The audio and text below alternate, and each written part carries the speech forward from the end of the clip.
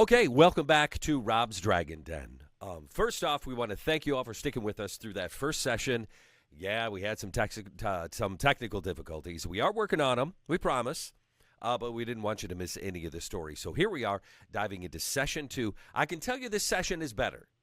Not by much, but hey, at least we're honest, right? So grab your dice, brace yourselves for adventure, and let's step once more into the world of Elarion.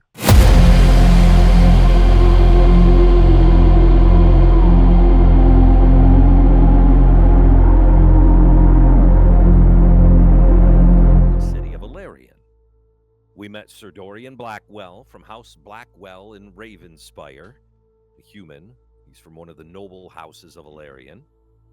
We met another human, Torin Cindersoul, a young noble from House Cindersoul in Embercrest, a small royal house, not like Elarion-wide royal, but a small kingdom within the verdant expanse. We met Sir Drom Castellan, an orc in gleaming armor who seems to never leave Torin's side. We're missing Sir Drom. That's all right. Yeah, I was gonna say he's not here. We met Theodore Twinley, another human, when he brought a half-orc bound in chains into the Gilded Hearth. Then there was a disturbance outside, a beast made of earth. Now, eventually, you all made it outside to confront the beast. That is when you saw Caesar, Red Tiefling, magic user, hurling spells at this creature. You saw Lionel Laurier picking up an armful of books that had been knocked out of his arms by some individuals fleeing the mayhem. Lionel, you learned, is from House Laurier, a small, noble, elven house. Then there was Jasper, an odd fellow, metal hands, metal feet, human face, cloaked and robed. After the creature was dispatched, you were approached by a raven-haired woman and her entourage. She offered you a job and said to see her in the morning. Some of you retired back to the Gilded Hearth. Some of you made your way to the Zenith Spire to speak with the Arcane Concordia or visit the Hall of Annals. And when we last saw everybody, Torin, Drom, and Caesar were in their rooms in the Gilded Hearth. Dorian, Theo, and Jasper were sitting at a table. Lionel was meditating in the Hallowed Gardens. And yes, the Gilded Hearth does eventually close for the night. They have to clean up and go from there. Is there anything, as we kind of kill a little bit of the time waiting for Drom to join us, anything anybody wants to do before we continue? Oh, okay, and my role here, what I'm going to do is I'm going to paint the pictures. You guys are going to create the story. I'm not going to lead you. You guys create the story. So speak, talk, do as your character. So as Torin, Drom, and Caesar are in your rooms, Dorian, Theo, and Jasper are sitting at a table. Lionel, you are meditating in the Hallowed Gardens. Is there anything anybody wants to continue to do here as it is getting later in the night before we continue?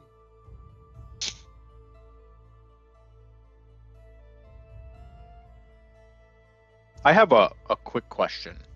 So I did a perception roll to see if Theo had any holy symbols on him, and he didn't have any holy symbols. But in that, would I have noticed any potential like house sigils? You would not see a house sigil on Theodore. What was your perception roll? That was a nat 20. It was a nat 20. Any symbols or sigils that you would have noticed on Theo would have been of military. Perhaps Okay. some of his armor is left over and may contain some military markings of rank or something like that. Okay. but nothing I would recognize or like know of importance. I You- guess I should say. Drum will be on in a moment. You would have noticed, and correct me if I'm wrong, Theo, but it would have been Eldengard. Sorry. Yes. Elden Guard. Oh yeah, you did say that. You're okay. My father and my mother served for them, and then Right, I correct. was And you did raised. also. Yeah, I was You did raised. say that. Yeah, in Okay. a military encampment. All right, I'm very curious about how you are. I'm relating to you as a fighter. You seem to be like me, but yet you are a magic wielder. So I'm very curious about You're that. sitting there. You're sitting there in the Gilded Hearth with him. Have the conversation. Oh, we're still in there. Okay, I thought for some Yep. reason I thought we were like Yep, the nope. next day. Torin, Drum, and Caesar are in their rooms. Theo, Jasper, and Dorian are sitting at a table. Lionel meditating in the hallowed gardens. That is where we stopped. And that is where we can pick up if anybody wants to continue from Gotcha. that point. Okay. Sure. Theo, what was with the big green fella you brought in? For a second, I thought you would you were gonna have your own butt buddy. Turns out, quite not. No, no, no. I am not from royal. I'm trying to do my voice again. I really suck at the Witcher voice. I am not from royal families. That orc you saw, that was just a mere bounty Oh, that I was chasing for our friend. What was his name? Lorden. Lorden. The Gilded Hearth. Yeah, the owner of the Gilded Hearth. He gonna was call- ransacking his supplies shipments, and I took care of it. okay. I'm gonna kind of, Lorden. Yeah. How come you didn't call me about this this bounty? Hold on. I'll be right there. He's putting some stuff away. He comes over with 4 mugs. And it's late. The Gilded Hearth is mostly cleared out. There's a few stragglers here and there. The table of the 3 of you. He pops the 4 big flagons down on the table, straddles a chair and sits down next to you, spreads the mugs out, 3 to you guys each, 1 to him. All right. Whew, what day? What? Why didn't you let me know about that bounty? I could have taken care of it for you for probably just an exchange here or some coin off the tab. Since when are you pulling in bounties? That's a fair point. Fair point. You're I off, just you're off fighting in wars and riding in tournaments, and I don't know what you're doing with these women around here. But I've known Theo. Theo was in the Elden Guard here in town, and I know he's doing bounty work. Could use a little cash, and kind of he did this when there's a little favor. That half orc was just ransacking my supply lines. I couldn't get ale. I couldn't get anything. He was just taking it and stealing it. So Theo here did me a little favor, made a little coin. Yeah. well, would you vouch for him? You say For Theo, he's a good kin? he's a good kid. Comes from good stock. Both his parents were in the Elden Guard. He spent some time in the Elden Guard right here in Eldenmere. He's a good egg. All Even right. better Well, soldier. well, Theo, a vouch from Lorden is good enough for me, and I'll kind of slap him on the shoulder, give him some cheers, Raises his slam. mug. slam the mug and then kind of slam it down on the hot table. And well, I'd love to know more about that magic you wield, but maybe now is not the time, because we do have a place to be in the morning. He picks up the empty mugs. He's like, "All right, guys, hey, get out of my bar. I gotta close up for the night." I'll take myself and maybe 2 of the lovely lasses up to Up to your whatever room I am in. Yep. Jasper, Theo. I finish my drink and would I ask Lorden for the room, or Yeah, would I have one? He already when you guys went back, you behind the bar, paid you your bounty. He tossed you a key for a room upstairs. Sweet. Oh, Then I'm no, just gonna. Good night, Jasper and Dorian. Good night. I will see you guys in the morning, and we pursue our adventures together. And then I head to my room. And then in my room, I'm just like practicing fighting. Like I'm just trying to keep up with my skill set. So I'm just Okay. in my room practicing before I go to bed. Okay, Jasper. You said they close, so Yeah. can't. Get out of my Yeah, bar. I gotta shut down. I gotta go home. Would I know of any 24-hour places around? Not really. You've been around the city long enough. You're very familiar with the different areas Mhm. Of the city, the different wards. You know there we go. Yeah, you're very familiar. So you are aware that the Moonlit Bazaar is a nighttime market that is a little more arcane, a little more black markety than the market that you see during the day. But again, it's very bustling, it's very busy. Okay. You, however, have lodging secured Okay. from your friend.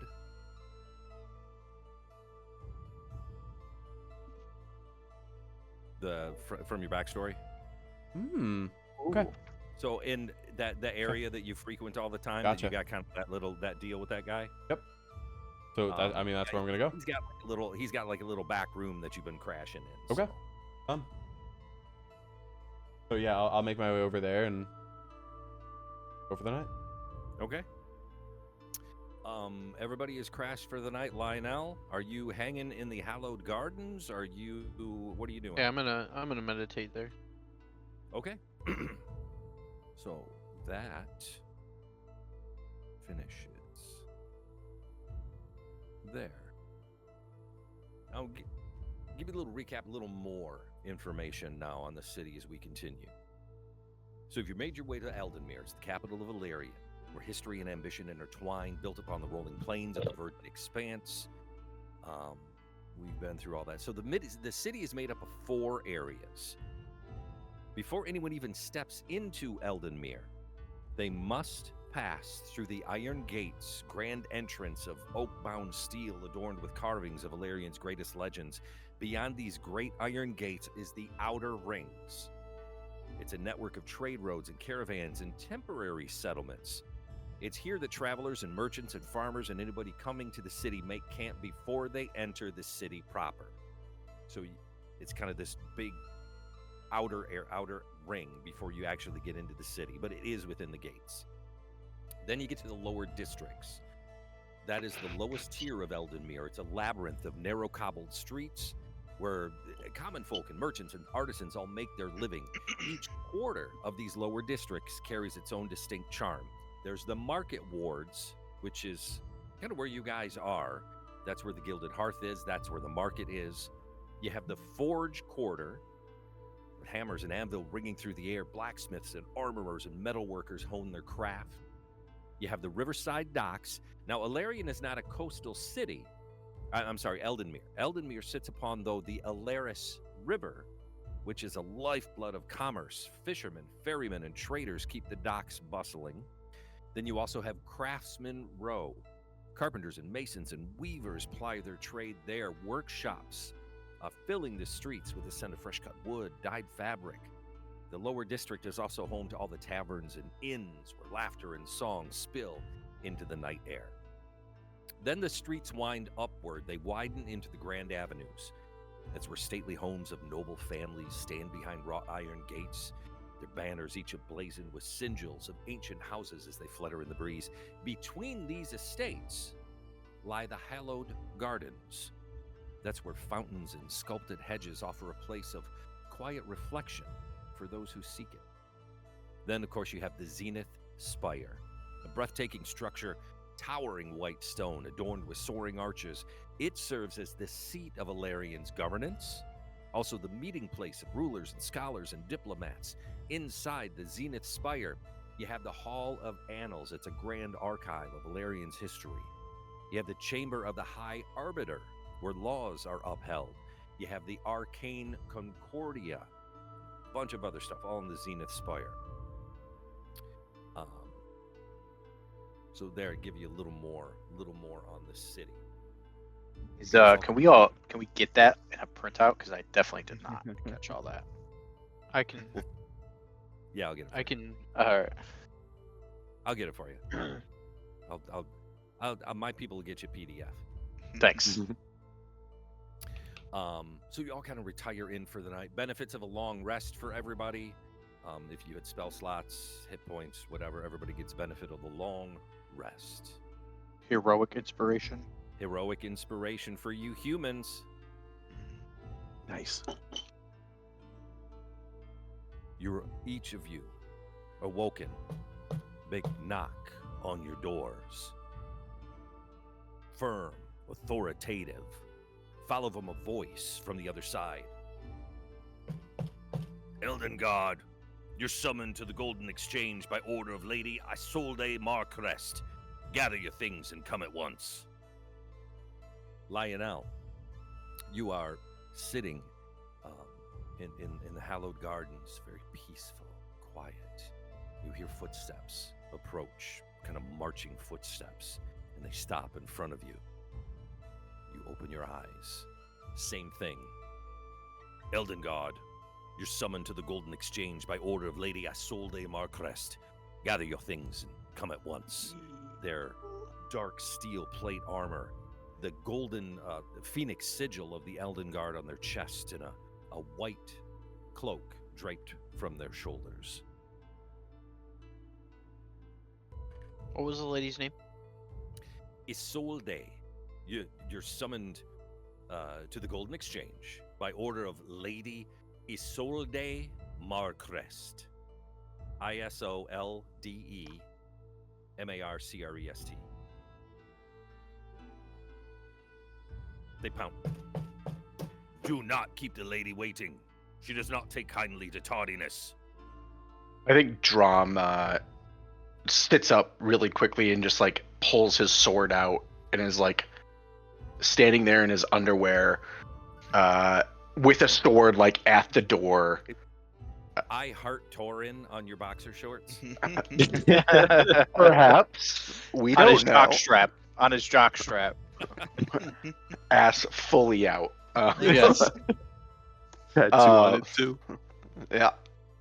And I think I'm startled that I even like got a good night's rest there, especially given the unfamiliar situation that we're in. And I kind of go, we'll be out in a moment. And I'll turn towards Torin, presumably still fast asleep, and I'll just like poke him a couple times with my sword, knowing that like it's not gonna pierce him at all, but like it's gonna give him a couple sharp pins. Torin, wake up! We gotta go. We weren't having one of those dreams again, were you? Get up! Go! Get up! Stop! Stop! Okay, I'm up. Eyes still very closed, but like kind of moving now a little bit, and prop my head up, eyes closed. Yeah, it's fine. I step back further into the room and lean down and grab some clean clothes for him, and I'm just kind of throwing it at him. We have to get going. We can't miss an appointment. No, of course not. Okay. Yeah. Well, I don't see you up and out of bed yet. I'm coming. Just stretching. Yeah. And I'll get out of bed and I'll start making my way. Same. Is the yes, name? yes, I'm coming. Just a moment, and I'll gather my things and slowly make my way out and Okay. head towards wherever he said. I don't remember. Does the Same. name Isolde Marcrest mean anything? Yes, it does. Like I recognize that last name, or that name, I should say. You may not, but it's definitely a conversation you could have with people at some point. Okay. That's something you could figure out at some point. Jasper, they even find you. Yeah, I'm going with him. Okay, so you got a member of the Elden Guard that has come to find you, Lionel, everybody, and you all kind of get up, don your armor, grab your weapons and everything, and you are all kind of led back through the market wards, all from your different origin points, where it's still morning, so the market ward is just coming to life. The stalls and the booths, awnings starting to stretch out. Air already, though, thick with the scent of exotic spices, cinnamon, saffron, anise, and citrus, all from different lands. Vendors from all across Elarion gather here. This is where you were yesterday, each offering something unique. There's textile traders, soft wool, sturdy linen, spice merchants, street performers, minstrels, entertain, acrobats, and storytelling. Everybody comes, and it's different every day. There is no set, this is my booth, this is my booth. The people just come and they just set up. But in the heart of this huge, monstrous, open-air market stands a massive building, the one you knocked on the door yesterday, the Golden Exchange. It is a grand, multi-tiered building, towering marble columns, intricately carved archways. So the Elden Guard leads you to these large, huge oak and iron double doors. Right above in stone, it says the Golden Exchange, and you're all gathered there now, all 7 of you. And the guard knocks on the door. That little waist-high little door slides open again. You see these little eyes. What do you want? Well, go on. State your business. And the guard, these have business with Lady Marcrest. And you can see these little beady eyes like darting left and right, checking you guys out. The door slides shut. And then these huge oak doors slowly swing open. There you're met by a surly halfling. He stands barely over 3 feet tall, sharp, beady eyes, thinning gray hair that's kind of slicked back, wearing a finely tailored vest of dark velvet embroidered with subtle gold patterns, little brass-rimmed glasses kind of low on his hooked nose. He kind of stands to the side to let you in as you all kind of enter the Golden Exchange. He closes the big doors and starts to lead you down the hall.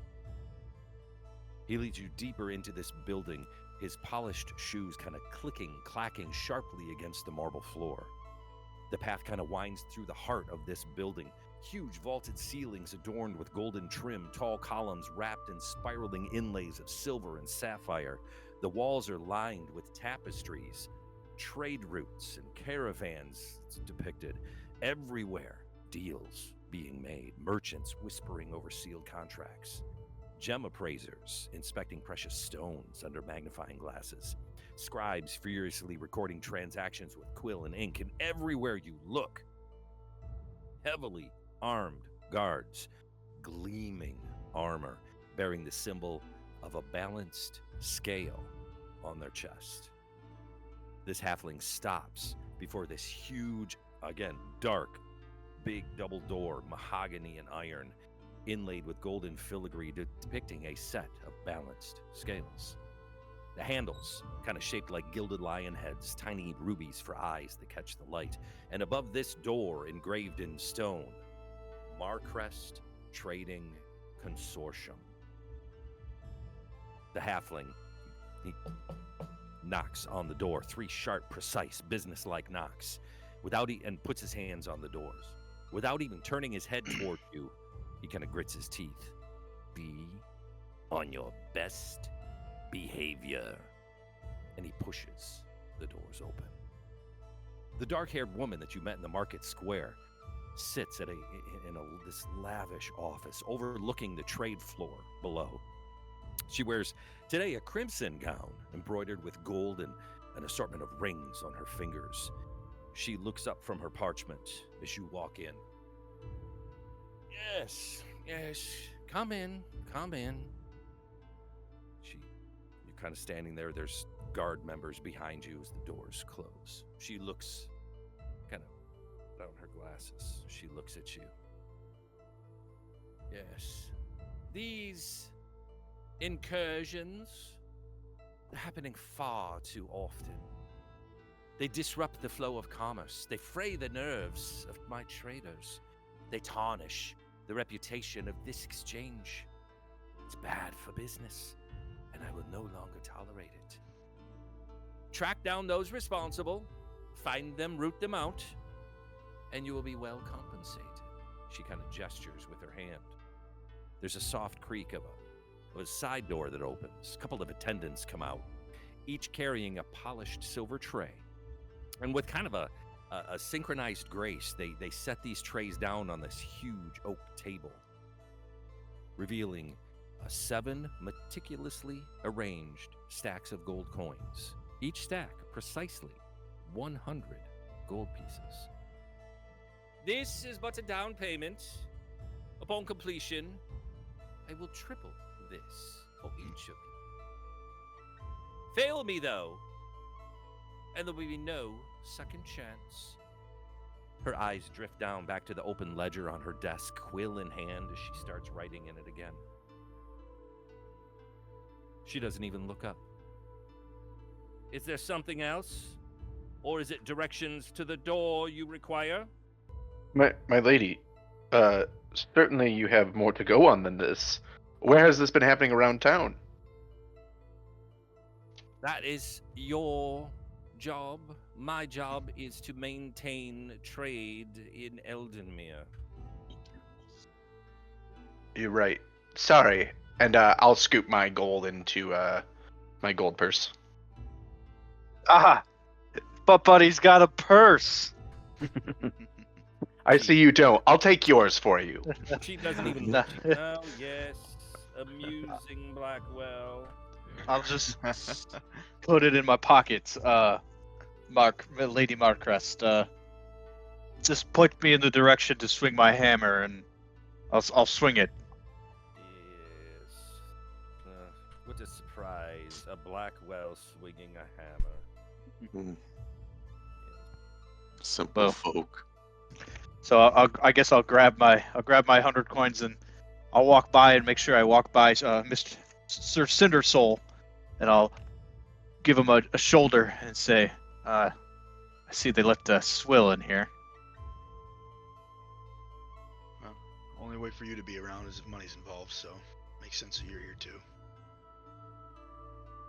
At least you can say I'm involved. Boys, See. stay cordial. See, I will grab my 100 as well. And as I'm walking back, though, I want to look to Sir Drom, and I kind of point over to Jasper. And was that not the man who was following us the other day? Yesterday? It was. Are you Wonder- suspicious wonder- of something? No, I'm just wondering why he's here. What did he do? So, and I want to hang back after I see Jasper moving around. Anything, I want to kind of grab his attention after. Yeah, I just want to grab my gold. Not gonna say anything. I'm just gonna like a nice little small bow, take my gold, and just walk back. As you take the gold, she does peek up over her glasses at you. Yes, you're the one I've seen slinking and sneaking around the smelting yards. Yes. I do from time to time, yes. Yes. Interesting. Well, if you all turn around, you should be able to find the door. Good day. Do we have to do this all together, or could I just go do it and come back? Only if you want to die It takes more by than that. yourself. Considering we have no information, I'll give the lady a little look. I think it might be best we do this together. Caesar Job is is right. done, and commerce can commence uninterrupted. I'll start guiding people out, arms wide, just kind of like, well, come on, we can chat outside. Ugh, Don't. I'll grab my Don't touch coin and follow. Guards, Don't touch me. Again, that gleaming armor with the balanced scale emblazoned on their chest. They open the door for you. Right outside that door is that same little surly little halfling, kind of waiting for you to lead you back out of the exchange. I don't recognize this halfling as the man who said this wasn't a bank, right? From yesterday, Correct. you can roll a perception. I would love to, because if this fucking guy said this wasn't a bank, and they've got a trading floor. I want to get him guidance on that. Oh. Perception. Perception with guidance. What is guidance D4? D4. Oh god, I don't make that. Uh, strong 2. Without a D4, I guess, but yeah, Okay. 6 overall. It could be. I mean, he was gruff. He was surly. Kind of answered the door the same way. It's possible. All right, we need to get out of here. I don't like these guys. He kind of he mumbling under his breath the whole way as he's leading you guys back out of the Golden Exchange, back out the front door. You guys can take a couple of steps out, and he closes the doors behind you, and there the 7 of you stand on the steps of the Golden Exchange, the actual permanent building, huge building in the market square. Gordon, it seemed like you tried to get my attention back there. Yeah, I didn't see you out in the courtyard the other day, but you're here today. So, was that you? Were you that loud boom? I was, yeah. Wow, that is crazy. What? And like I get a little excited, and I kind of see like what was that? What were you doing? I've never read about that before. I've never seen that either. What is that? Sure.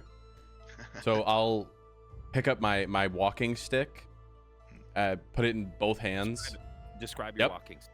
It's it's pretty white, but it's not mangled, but it looks like just bits and pieces of metal kind of put together pretty elegantly.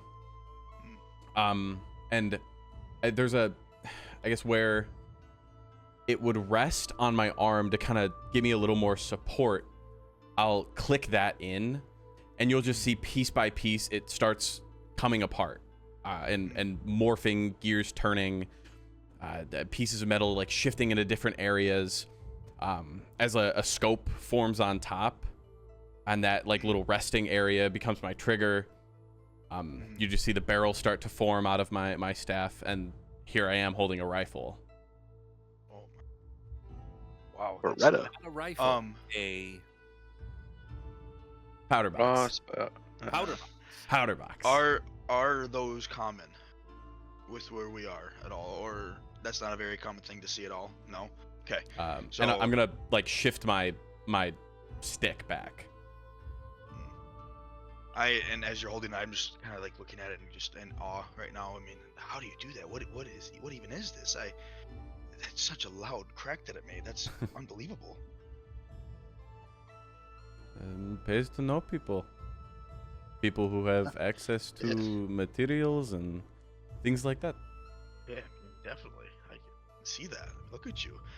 Being closer to him now, do I have a better look of his body as well, more than just his Yeah. hands and stuff? He's still very robed, covered up, hooded, a human face, Mhm. but you do see metal hands and fingers. And you don't wear boots, is that correct? It's just metal feet. Just metal feet. Okay. I'm 5'8". Getting like a better like sizing on me. Mhm. 5'8". I have long brown hair that kind of, it's a white ombre at the end. I do carry my walking stick, blue robes with just not leather strapping, but like white strapping, kind of keeping everything where I want it to be. And not veiny, but my arms are different forms of metal that kind of look like veins. That's cool. And there's just like slowly purple energy kind of just like flowing throughout my arms, legs. You can kind of see it through my neck and things like that. As Torin and Jasper are talking, I'd like to go over to Drom, kind of nudge him a little bit and say, Drom, Yes. Torin seems to be taking a liking to that Jasper guy. Watch out. It's Torin's business. I just supervise. Oh, you just like to watch. Doesn't matter where. Okay. Is that why you asked for the extra chair in the room? I like comfort. Okay. Well, Young Blackwell, I don't think this is something you can do by yourself. As cocky as you are, I don't think this is something that you can possibly solve by swinging an axe at it. I don't swing an axe. I swing a hammer. I'd rather mash it than slice it. With as dull as the blade is. Well, sorry. Yeah, it's. Who knows? Anyway, the point is, you can't do this by yourself. And if we can help, we should work together. That way you get paid faster. I know you're in this for the money. Well, this is not what I came to Elarion for. But it's better than sitting around waiting for something to happen. So I say yes. The best ale is strong, and the best fights are the ones that leave a story worth telling. So let's go make a story. If justice wants the Cinderfells? Cinder Souls. If justice wants the Cinder Souls and Blackwells can work together, then let's do that. Oh, I don't necessarily have anything against the Cinder Souls themselves. Maybe just just me?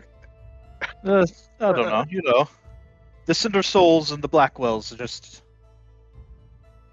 have a long storied history. It's long forgotten, and now we just are friendly to not be friendly.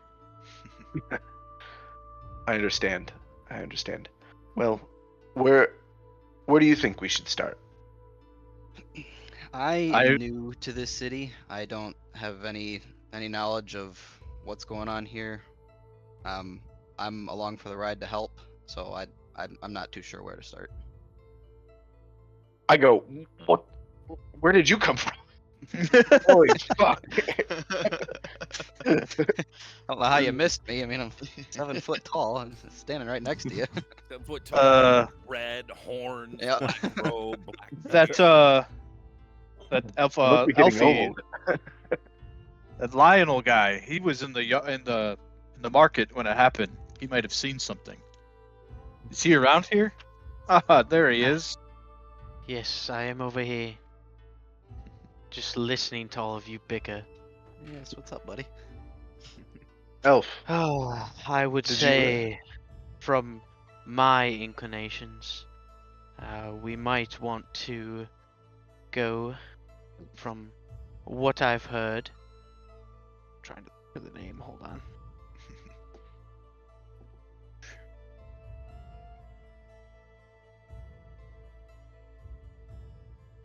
Where did it go? Riftlands, I think? Do we have a map, Rup? Working on a map. Working Okay. on it. I'm hoping. But to would have it Rift next would the Riftlands be a place on the map that we would know? Yes, they would. And if Okay. everybody has read their syllabus, Ah, Extra- yes. The you Riftlands. I know would those. ask, why do you mention the Riftlands? They're far reaches to the east. where the shadows grow long and the echoes of the calamity yet linger. Why do you mention the Riftlands? When you guys were starting the fight, 3 individuals were shoving past me, and they all looked to be elemental-esque, which is what the Riftlands is also known for. And I think personally that the Earth Elemental was a distraction for a greater ploy. What elemental did these people that run past you? One of them was blue like lightning. The other very tall. They moved like an unnatural flame like grace. And before I could look up again after they knocked my books out of my hand, they were gone. And then I saw you buffoons. Well, the Riftlands have an area of the Howling Expanse, which is an area of unending storm. And then there's the Drowned Hollows, which I would assume are people of water. And then the Emberforged clans live in halls of stone and iron. And then there's the Wyrdkin tribes. Wyrdkin, thank you. That revere the lands as sacred. And then there's also one of the Eye of the Tempest, where it spins forever. They're probably members of the Emberforged clans, I would think. I would agree. So, Dorian, you would actually be aware, since you are somewhat involved in the governance. At least you're somewhat. You're at least aware. Is that the Riftlands, for quite a long time, have felt very underrepresented on the Council of Factions.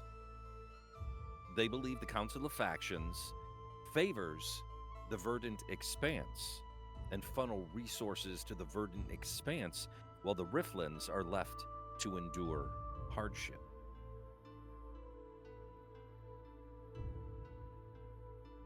Yes.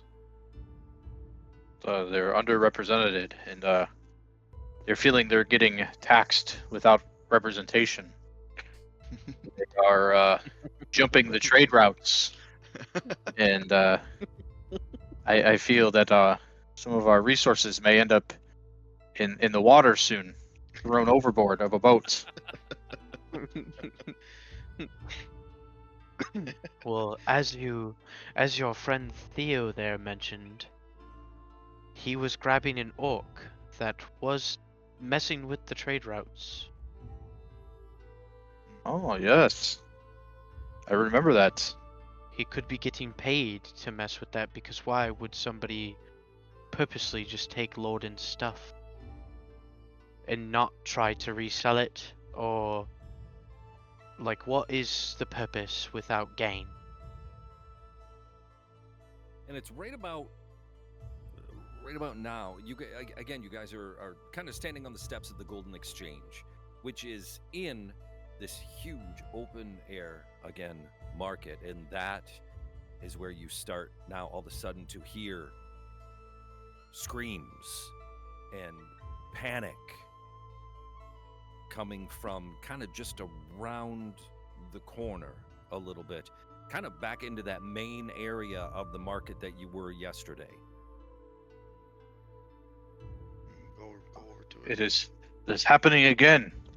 And I'll grab my hammer and run, and I will continue to look behind me to see if Theo is somehow beating me to the race again.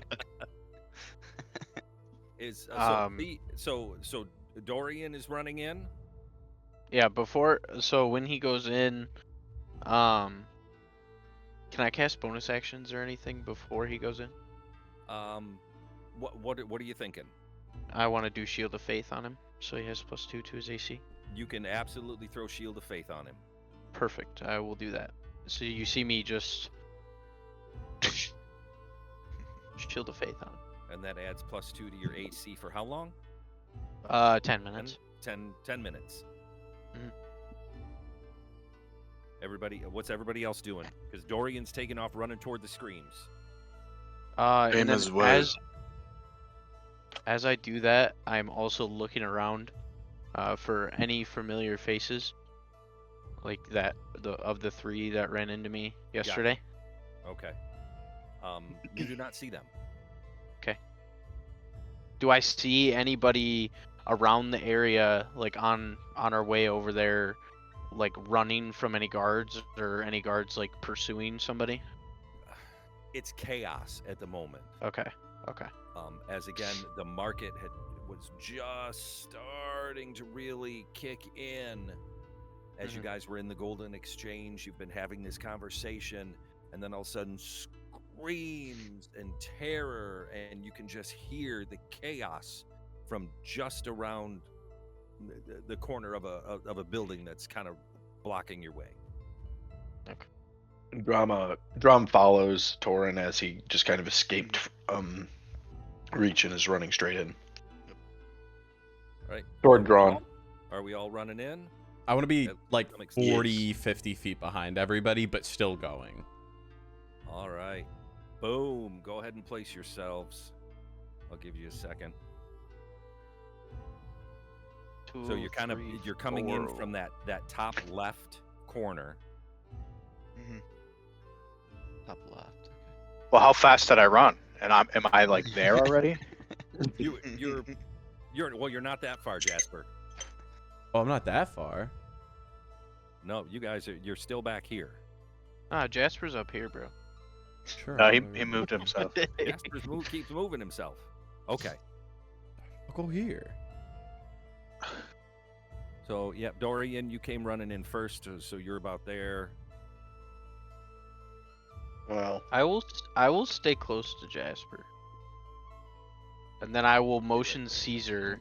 I'll motion Caesar to come up by us as well. yeah, I think this is reasonable. Everybody where I'll they say want Caesar. to be? I'm gonna move a little bit. There we go. Roll initiative. Actually, right there. I will. Okay. No, wait. Actually, I'm just kidding. Wait. Let's all inch a little bit more forward. I'd like to be half of a square to the left, actually. But... 2.5 feet of movement, please. Ooh. That is not optimal.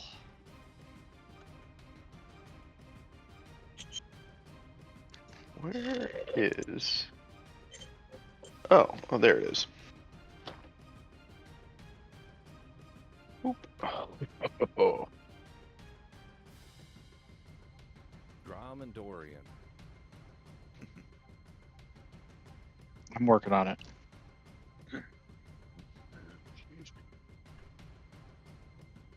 $15.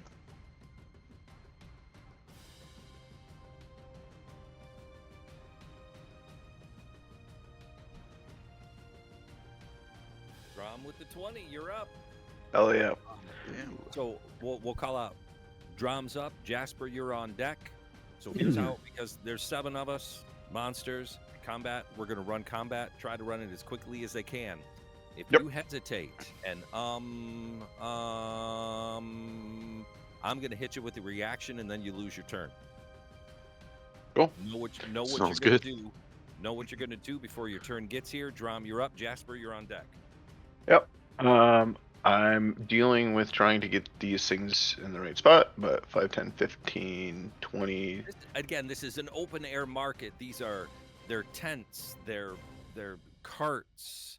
Is this line there capable of happening? Yeah. Okay. Yeah, you can go through friendlies, tents. You can jump over a cart. You can just crash through the cart. You can. Yeah, All right. These are I'm like- solid buildings. I'm sidestepping through the like carts and the people, and I am like kind of shoving some of the shop owners and boxes out of the way and pulling out my sword and shield as I go. And I come barreling in on this ice elemental, and I just like take this huge hack, just like sword fully going down on him. Roll. I did use a bonus action for dash, because I am allowed to do that as adrenaline rush would dictate a lot. That lets me do that. So Okay. that is a 23. 23 hits. Holy crap! I rolled well. At level uh, one? Yep. I have a +5, so Don't buff the enemies though. That's not how we all roll. and then just as I've never used this before, I'd like to make sure that I'm following through with it correctly. Savage Attacker allows me to roll twice. Is that correct? Does anybody Yes. know? Okay, Correct. cool. And you then can I take just take the either higher one. Okay. Yeah. Well, that sucks. 6, and then versatile. Because I don't know what it is, I guess I don't know. So there's one-handed and two-handed, but 'Kay. because you have a shield, you can only swing it one-handed, so it's the lower. Yep, Yeah. that I did. I rolled a 1d8. Yep. I got a 4. Oh, do I have any additional to that? I don't think I do. It'd be your You So would. Your strength modifier. Strength modifier. Oh, okay, +3 then. So 7. And then versatile, I don't know what that does yet because I didn't write it down, it looks like. So Versatile is just you hold it one or. Oh, sorry. oh, not versatile. Graze. If your attack roll with the weapon misses a creature, you can deal damage. It didn't happen. So okay, I just hit him for 7. So 7 damage. Yep. Okay. As you hit this solid ice creature. Anything else? That's it. Jasper. Yep. Yeah, we're good. Dorian, you're coming up. I can see the ice elemental, right? And I would probably Absolutely. have pretty good cover. You've got maybe quarter cover if That's- you duck behind one of these carts. Fine by me. So yeah, while running, I shifted my walking stick into my powder box. I'm gonna bonus action arcane weapon for fire damage. Yeah, that was bonus action. And then my action is a cantrip that allows me to fire my weapon. True Strike is what I'm gonna use. So it would be a As he's this thing, and he's whispering into it, and you see parts of it glow. 22 to hit. 22 hits. So to split the damage out, it's going to be 1 fire. Okay, hold on a second. I gotta do something cool. So you see them, you hear this bang, and Oh wow. Nice. And 20 radiant damage. Jesus. Oh yeah. There you go. Well then. Jesus. Describe. Are you level 1? I am level 1. Describe it. Describe it. He killed him. Yeah, so yeah, you guys saw me running up. I took a knee behind one of these carts and just set up kind of the barrel, just looked down it, and I with my right thumb, I drew like a little sigil on the side, and you kind of saw it like not burst into flames, but heat up a little bit, and just take a shot, and just straight through the eyes. Blows a hole, and this hole right through the head, as the thing just kind of teeters a little bit, and then crashes to the ground. Oops. Anything else, Jasper? I'm good. So this one down here, seeing this commotion. It's 5, 10, 15, 20, 25, 30, 35, 40 comes marching up this direction. Dorian, you are up. Theodore, you're on deck.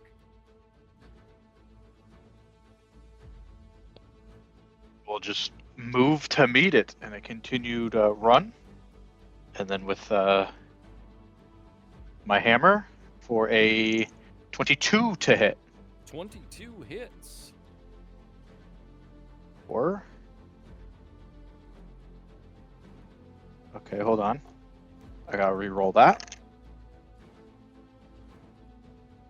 That's 12 damage. 12 bludgeoning damage. 12 bludgeoning damage. Is it large or smaller?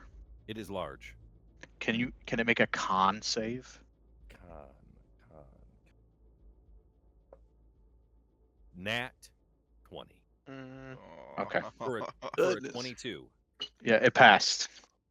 As I ran up and just brushed my hammer through the fire flames. You do feel some resistance as the hammer, but the hammer does go through it, but you do feel some resistance. Anything else?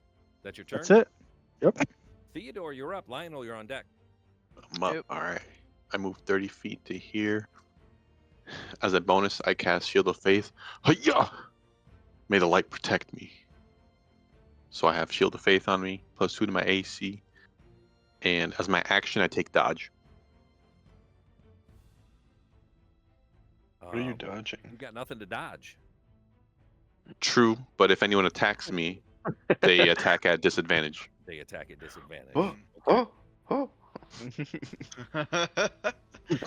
Lionel, you're up. Torin, you're on deck.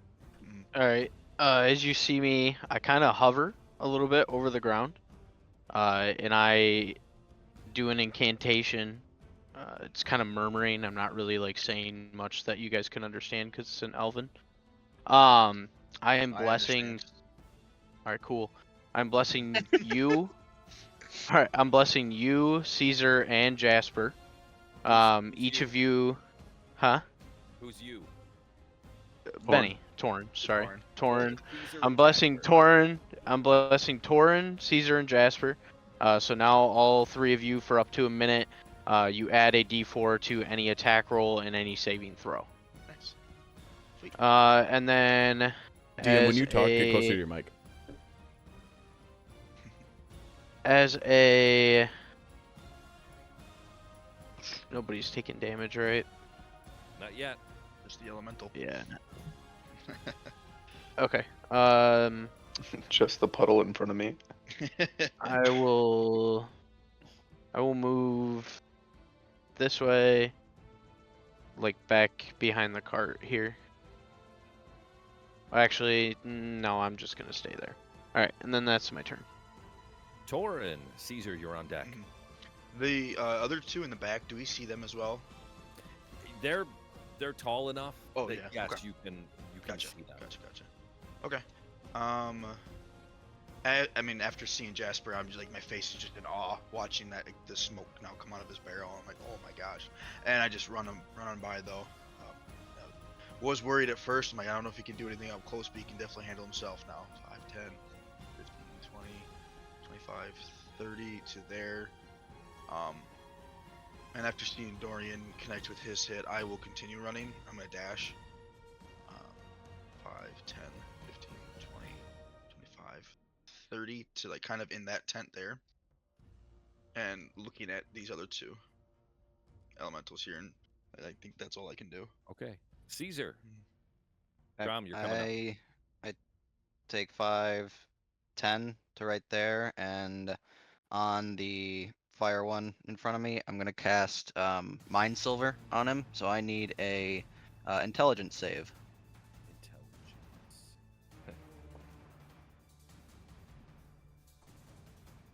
Nat 20. Oh, Jeez. Frick. Jesus Christ. All right, you know what? This sure, guy's cheating. I'll pass. Yeah, that's fine. Right hand on the Bible. This motherfucker. This is cheating. And then I'm gonna move to there, and that'll end my turn. All right. So the this one here, hearing all this ruckus and commotion. 5, 10, 15, 20, 25, 30, as it's kind of sloshing as it moves forward. Wreck every time. I mean, they just wreck everything in their path. Then this one comes 5, 10, 15, 20 comes stomping over, closing in on you guys. Drum, you're up. Yeah. I am going to kind of stow my sword for just a second and then just reach to my back and grab a javelin and take a running start. Probably up to here-ish. Okay. And then just let my javelin fly right at this water elemental. Okay. So that'd be D20 plus your dex. Yep. That is a range weapon, yeah. It is a ranged weapon, yes. And if you're Okay. proficient with it, add your proficiency bonus. I sure am. So I got a 14, and then you said dex plus my proficiency? Yep. So plus 3, so 17? 17 hits. Cool. Again, I they're big, large elements. They don't have armor. Are you a fighter? I'm a paladin.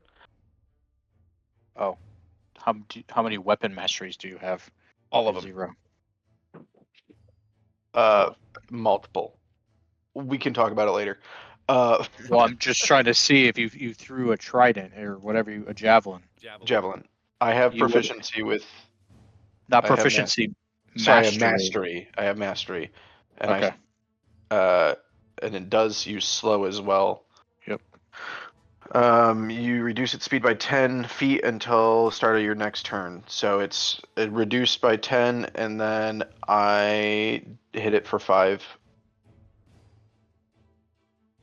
Okay. As you see the javelin, it slows as it goes right through it and comes out the back. Anything else? I want to just get a clock on where Torin is. And I think I'm just kind of keeping an eye on him. Do I see anything, or did I see anything with that ice elemental that would make me believe that somebody is controlling it? You can currently roll a perception. Okay, I'm gonna do that then. Actually, that would be an action. To try to perceive. I mean, running, throwing a javelin, you can't also perceive that. Yeah. At the same time. Yeah, that's fair. That would be an action on your next turn. Yep, that's fine. In that case, I'm done.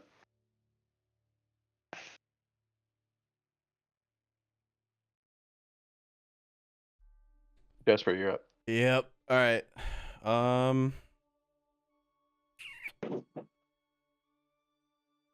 Okay, I'm gonna drop arcane weapon, recast it at first level with thunder damage now. So bonus action to do that. And then, yeah, what is my distance here? I want him. Which one are you aiming at? The rock guy. Ah, okay. I'm good. Yeah, and I'm just gonna make my attack. And True Strike as my cantrip. Okay. 21 to hit. 21 hits. Jesus, add 4. Yeah. 23.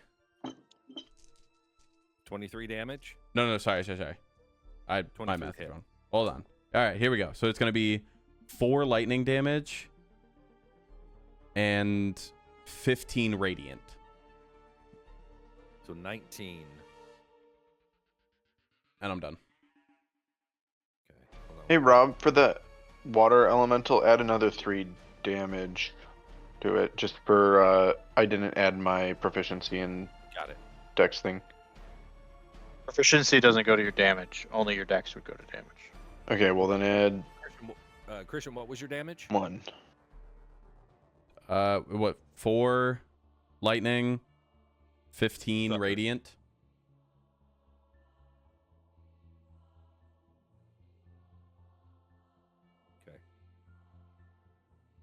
Okay. All right, got it. So this fire being standing right in front of Dorian, kind of with two hands, reaches up, combines them kind of into one big giant fist, and comes down to slam on top of Dorian for a 19 to hit. Yes, that will hit. No, it won't. No, it won't. I gave you +2. Yeah, 16 plus 2 is 18. Oh, okay. I thought you were at 18. Brutal. 5 bludgeoning, 3 fire damage. Okay. As you just see these fists come down on Dorian, kind of with his hammer tries to deflect it as best he can. As this thing just pounds into him. Dorian, you're up. As a bonus action, I will kind of catch my second wind. We're gaining 11 hit points. Ooh, nice roll. Yeah, I rolled a 10, which was nice. It can't over heal me, right? No, it cannot. So it would just bring me to Bring you to full. total. Okay, and then after catching my second wind, I will swing the hammer for a 19 to hit. 19 hits. Okay, roll that again. Oh, I'll like that one better. 14 bludgeoning damage. Okay. And it's larger, or smaller, so can it make a It is con large. save? Con save on the fire. 13. It fails. So as I come down and whack it with my hammer, it falls prone as the blunt force of the hammer knocks it down. Is laying on its belly, which just looks like a big pile of fire on the ground. There's no real good symbol that means prone. How about the squiggly? Can't even see the squiggly. That's all right. Theo, you're up. Lionel, you're on deck. I move 5 steps towards the fire demon. If you went around, you'd get advantage. It's That's prone. right. You get advantage anyway. That's true. I'm a advantage. yeah, double advantage. I move over here. And as I run towards the fire demon, I take my sword and I raise it above my head and I go, die! As I swing it on its head. Roll at advantage. Sweet. What is it? D20 plus. Do I add anything to D20? Forgetting. Yeah, I do. I add my attack bonus. That's right. Yep, or your attack bonuses. 23 to hit. At 23 advantage. does hit. Fantastic. You guys are rolling. Holy crap. Yeah, I rolled a 17 on that and I get a +6 to my We attack. won't always roll like this, Rob. Please do not raise the base AC. And some people never roll this good. Wait till I'm so- level 3. Alright, D6. Oh, sorry, that's 2d6 because I use my greatsword. 4 plus 4, 8 damage. Plus your strength mod. That is my strength mod. My strength is a +4. I rolled Oh, a you 4 rolled a plus 4. 4, Okay. yeah. All right. And Oh okay, wait, I forgot. Roll. I have savage attacker, so I can roll it Yep. twice. roll it again. See if you get higher. 14 damage, Nice. and I'll use that one. And that's it. All right, and you roll. And my to turn. attack at advantage. Yes, I rolled it at advantage. Right. Lionel. How's the fire elemental looking? He's looking like he's laying on the. He looks like a little bonfire on the ground.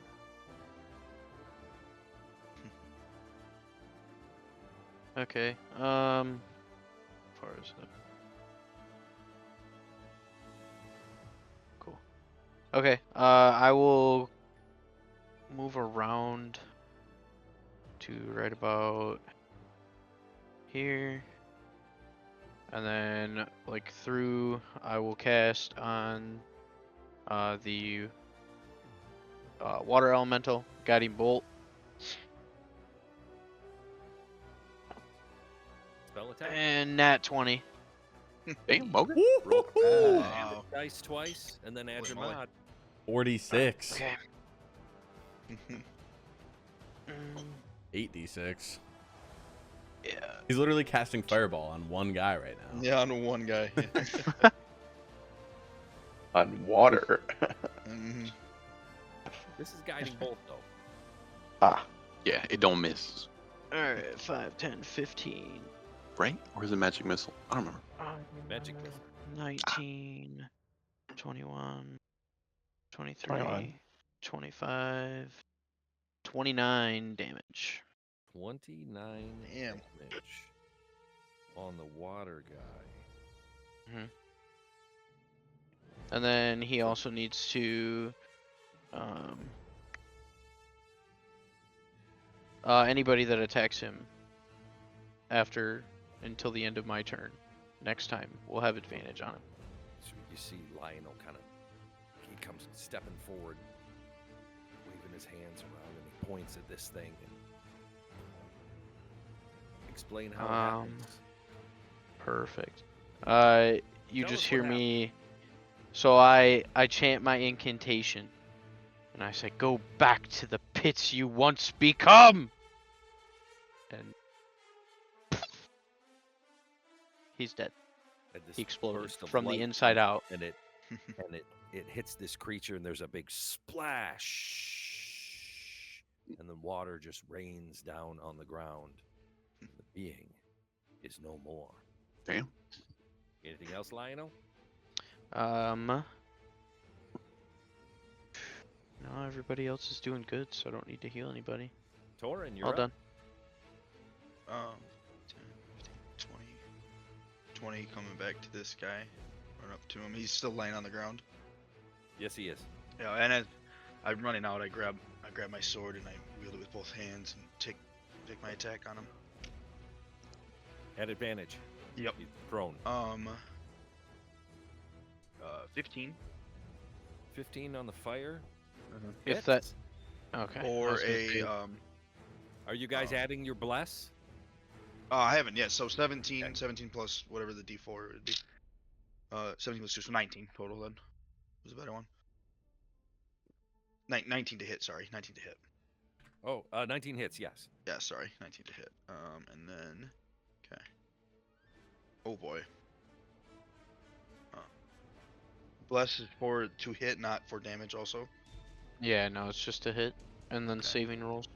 9 splashy damage. Okay. As you, again, your sword hits some resistance. Yeah, but it does pass through this creature. Anything else?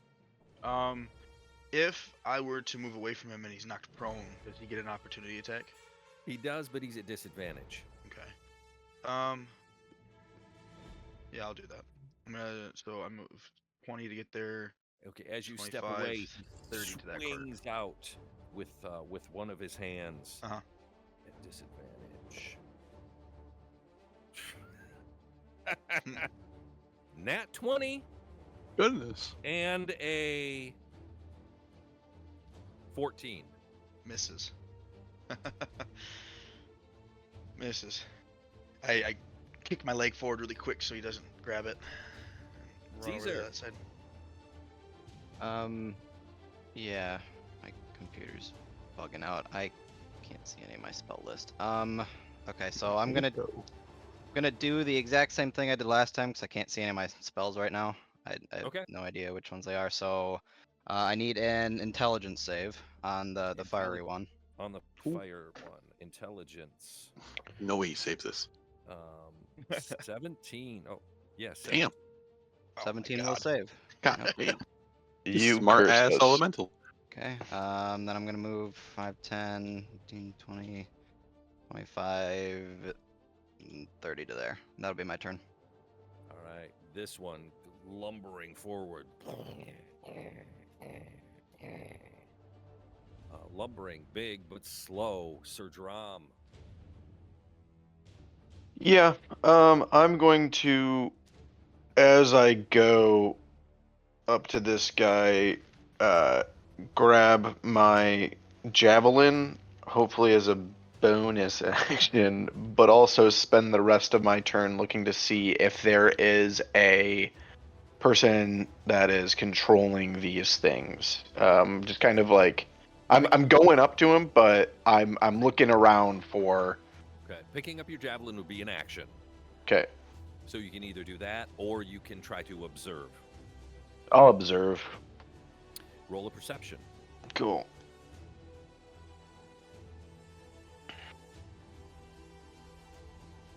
How does a 16 sound?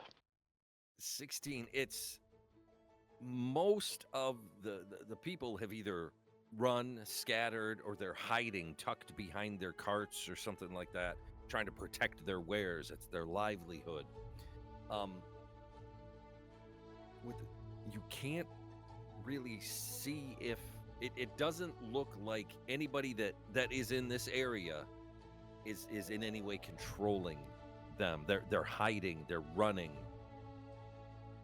Got it. Their wares. You've got people like have scooped all the stuff off of their counters and tables, and they're holding everything.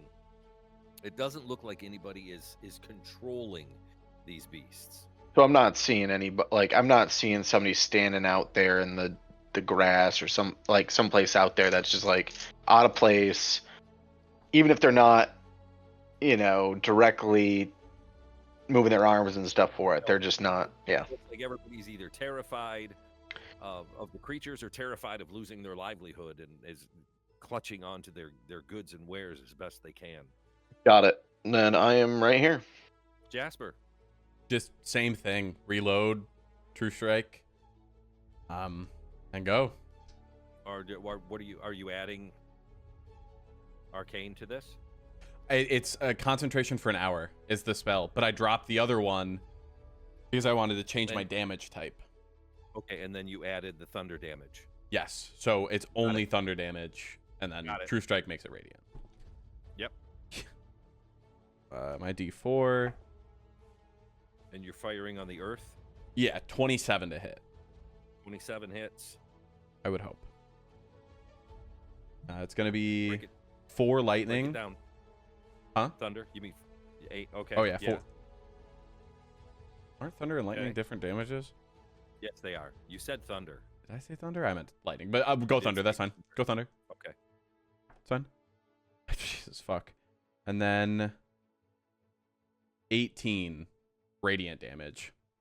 So again, you hear this Just. and then boom, and just watching this, you see this big earthen creature kind of rock back a little bit as a whole pile of earth and stone just comes bursting out of the back of its head as it falls backwards and lands on the ground. Drum, you just hear this right as this something whizzes by your head, just as this thing's head explodes and crashes to the ground. Anything else, Jasper? Nope. This creature, this fire creature that is on the ground, stands up, turns around to this creature that just hit it, and puts his 2 fists together that combine into one, and comes to slam down on top of Theodore. Damn. A 19 to hit. Yeah, that hits. 19 hits. 8 bludgeoning damage. 3 fire damage. Woo! Goodness. Malanda. It slams into the ground. Dorian, you just see this thing. Its back is to you as he just slams down on top of Theodore. Kill I this will, beast. have my hammer basically follow his fists, and I might have done some addition wrong, so I had to add 1 to my modifier here. So Okay. I missed something. Oh shit! Nope. Add an so 17 to hit. 17 hits. At advantage. At advantage. Oh, I did not roll at advantage. Thank you. At 20. That isn't at 20 now. Whoa. Nice. Perfect. Sweet. Roll the dice twice. Okay. Hell yeah. How does this work with Savage Attacker? Do I pick any of the 4 to reroll, or how does that work? What's Savage Attacker? Once You per get to roll turn the when you dice hit it, twice, yeah, roll the dice twice. and then pick the best. Uh, Roll double the damage. Pick the. So what's your damage die? 2d6. So, wow. 40. So roll 4d6. Pick the best. Okay, 2d6, 2d6. Pick the best one. Okay. 2d6, 2d6. Pick the best one. So that's a 6. That's 10, and that's not going to be to 10. So 7. 10. So 10, and then roll it again. 8. So that's 18 plus 5 is 23 bludgeoning damage. Give it to us. There you go. How's So it is happen? his Thank As his God. fists come down on top of Theo, the hammer kind of just follows in parallel and just bam, and hits his head, and just kind of smashes the big bonfire into a little ember on the ground that fades away. Fades into nothing. As the creature disappears, you'll kind of look around, waiting, seeing if there's something else. There's nothing. As people kind of start peeking out from their carts again. I want to shift my staff back instantly. Okay? You see Jasper kind of do a little twist on his powder box. Powder box. Powder Yep. box, and it, how like Iron Man's armor goes and transforms. That's kind of what this thing does, as it transforms from this weapon now back into his walking stick. Does it make that sound too? Yes, it does. Cool. And people start peeking out from under their carts, behind stalls. People keep peeking out of buildings, and they're coming out, and they're the people that are near you are applauding you and patting you on the back and thanking you.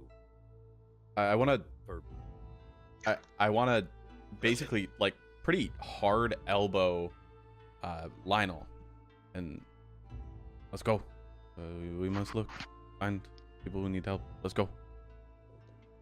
I'll move towards Theodore first, and Nope. I've got my hammer in the air, just fucking.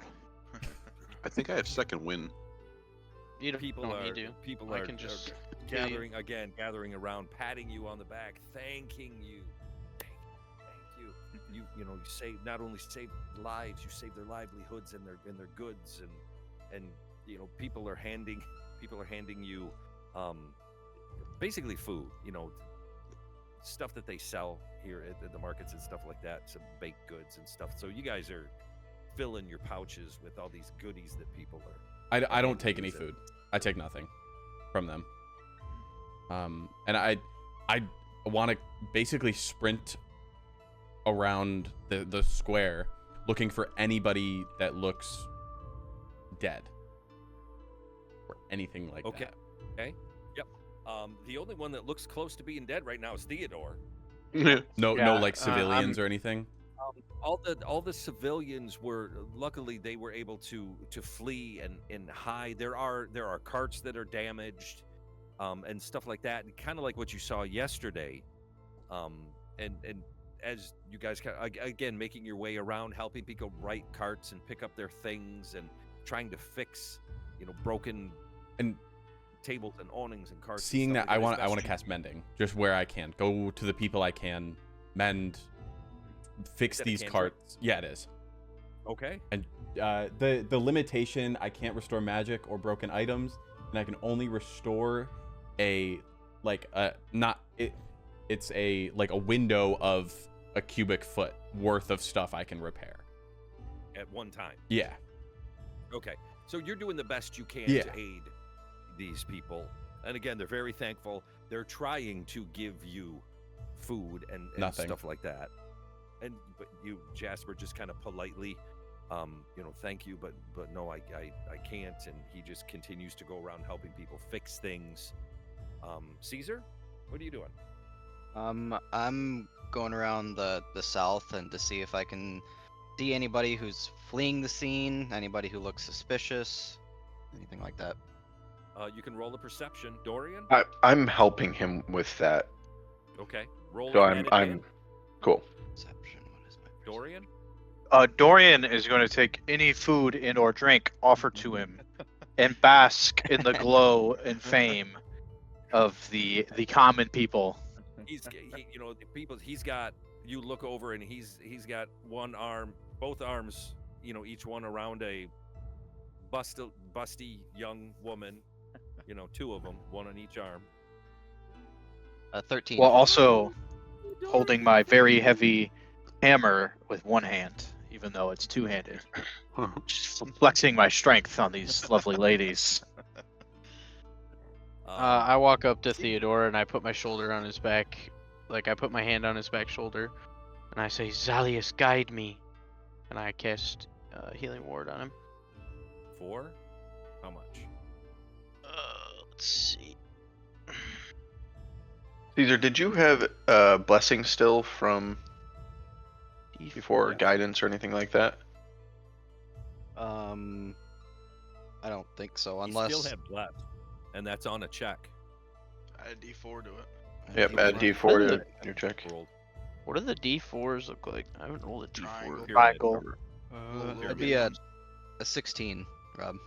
A 16, so you get a good look, and what you can see is that most everybody is coming back into the market square. And you don't see anybody. You don't see a group fleeing. You don't see a group running away, trying to escape or anything like that. I'm going to bend down and pick up my spear, and when I do, I'm gonna kind of sift through the rubble of the earth elemental and the water elemental, just kind of searching for, did they drop anything, and is there anything that I grabbed from there? Unfortunately, they're made of water. They're made of earth, and the two of those falling in the same spot is just now mud. Yeah. Theo, you get 7 hit points. Fantastic. I grab some of that mud and just put it on my armor, just to dirty it up a little bit. I see Drom do that. Roll a perception. Can I try to deceive him on it? Can I try to do this stealthily? Yep, you can Please. roll sleight of hand. Roll a sleight of hand. Okay. Roll a perception, whichever one is higher. I rolled 16 plus 3, 19. Oh wow. I need a 20 here. You get it. You absolutely you see him kind of look around, and he reaches down. He's got a handful, and he looks around, and he Hey, there you go, Drom. It actually looks like you did something now. What are you talking about? I did so much during this whole fight. You just weren't watching. You were so preoccupied with your hammer. Yeah. Way to get dirty there. I couldn't have avoided it. Yeah. Yeah. Couldn't have avoided it. Wink, wink. Rob, once everything calms down, I want to go around to various folks around here and ask them if they saw anybody that was suspicious, they saw where these beings came from, any information that could help. okay. I'd also Anybody like to else? assist him with that. As he's going around, I'm helping the vendors like pick their carts back up and kind of clean up the destruction of the areas as well. So as he's asking the questions, I want to be assisting the people that he's asking. Okay. I Alright, so follow along, do the same thing, just staying close to Torin. Okay, so you got Jasper helping. You got Torin and Drum. You got Caesar, all going around. I will helping. help in a similar fashion, but phrase my question differently. To the lovely ladies on my arms, I will say, "Where are these guys coming from, so I may, go take care of it." Okay, Lionel, Theo. I'm after I'm done healing him, I'm just gonna go around with Jasper and just make sure everybody's doing well. Theo. I'm standing guard, looking for more creatures. Okay. So you guys are kind of making your way through the markets, helping people as best you can in each of your own ways, asking questions, trying to get some more information. Once the market is all kind of put together again and business is kind of flowing back as usual now, what do you guys do? You kind of all gather again to kind of share what you've learned. What are you doing? I think so. In between talking to different people as well, I'd like to kind of get to know Caesar a little bit, just to see who he is. I mean, I'm looking at this great tall guy, Go and ahead. yeah, I'm Have the more of conversation. just I see you magic user. That's very neat, very cool. I'm just intrigued with everything that you guys all do. I mean, this is new for me, so but that's very neat. What is it? What you're trying to do when you're reaching out to them? I noticed that. But what is that exactly? Trying to mess with their mind a little bit. Oh, okay. And you see me pull out a little notebook and I like scribble notes down on that and kind of see. Now, how do you go about that? What is this? I mean, I've been studying these things for most of my life. My mother, she was a magic user. She taught me a whole slew of different things, and I've also picked up a few things on my travels. okay, yeah, that's so cool. You guys are amazing. That's just awesome to see. And just kind of walking around, and I keep listening and all that. And I'd see you. You're pretty hardy fella, and looks like you've seen quite a bit of battle. That's pretty new to me. But what's that been like? I have. I mean, it's all new to me as well. But I viewed from a distance. My father let me watch quite a few battles, so I did get to see quite a bit and grew up around it. But being up this close to you guys is just amazing. I mean, you guys are doing so well. You're just handling this with all ease. You haven't been in a battle before?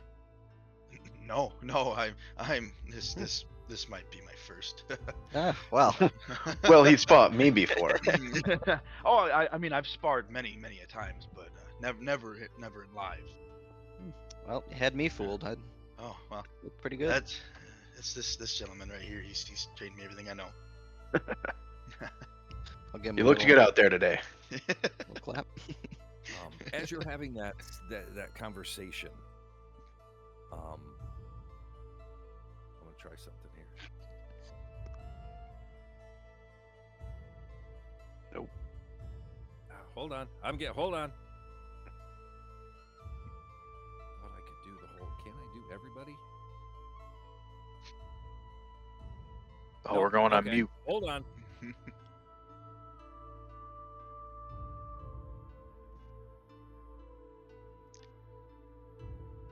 Oh my.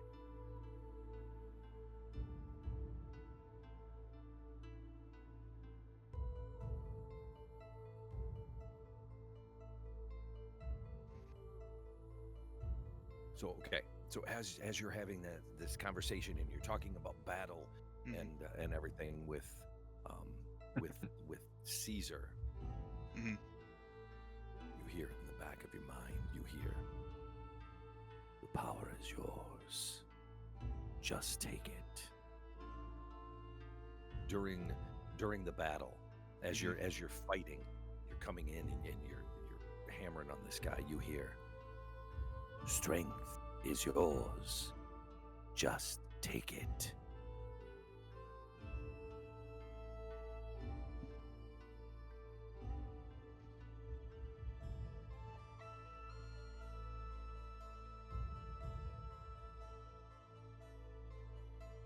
I'm working on a way to do that faster, but that's all right. So you guys are having this conversation. Anybody else having any conversations or anything? As you're and anything you guys want to do as you're in kind of these separate groups helping everybody, or you just everybody kind of gather back at the maybe at the Gilded Hearth, a place you're all familiar with now. Well, did we gather any information from the wenches and the lovely people of town? Each of you has gathered little pieces and bits of information. Oh, Right, okay. Okay, so you guys all kind of make your way back to the Gilded Hearth again, and the big table kind of in the back as you all sit down and gather.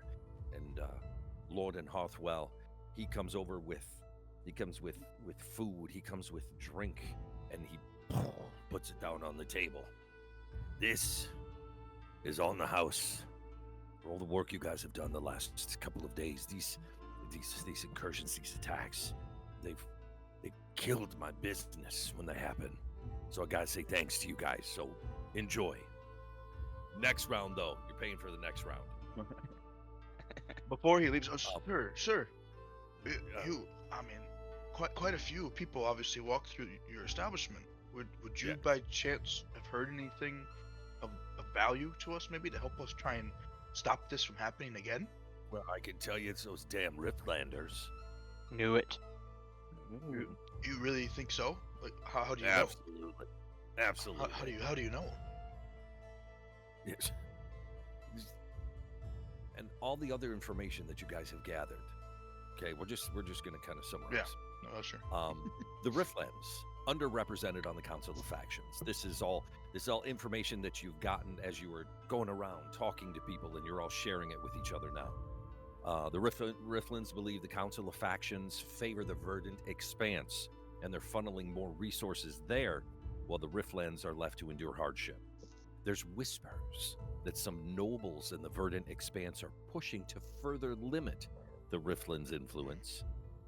Over the last year, Riftlanders have been traveling into Eldenmere in greater numbers, but they don't stay out in the open. They gather in back rooms and alleys and the lower wards. There's rumors that point to a splinter group called the Scorched Hand.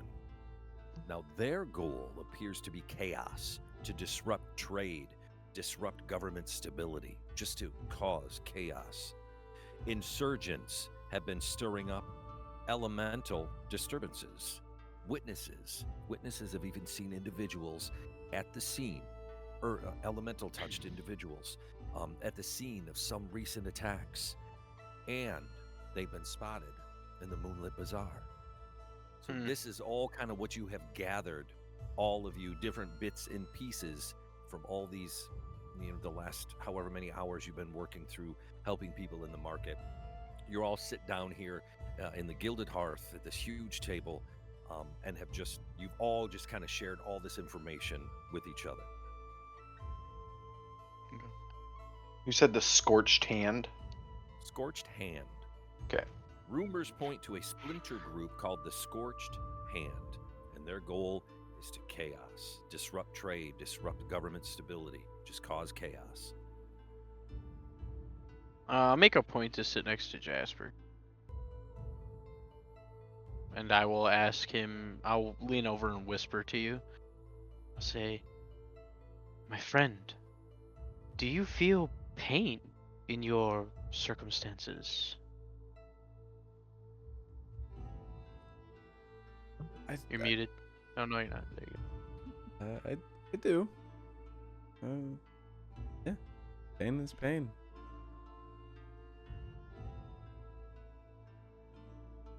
All right, good talk. Yeah. How Boo-boos are real. how? And I'll whisper to him. I'll say, how do you come to be like this? Is this by choice? It is by choice. 20 years of betterment of self is this is what it looks like. I must say I've never seen another soul like yours. You're truly one of a kind. Thank you. We shall see, you know.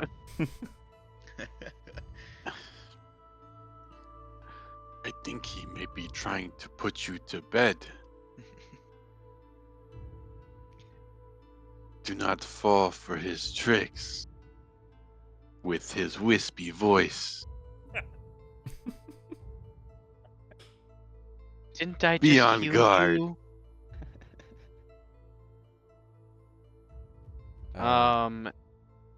Yeah, good. I know a guy I can go talk to, see if he knows anything. Anybody wants to come with? I'll go with you. Wait. I'd like to go. We're not going now, are we? We gotta Oh, find the let- elemental people. Let us relax first. Let's rest a little before we head out. And that's business hours, you know.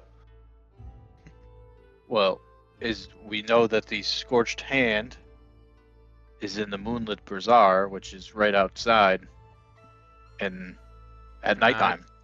Yep. So It's only the Moonlit Bazaar after. Did they call it something else during the middle of the day?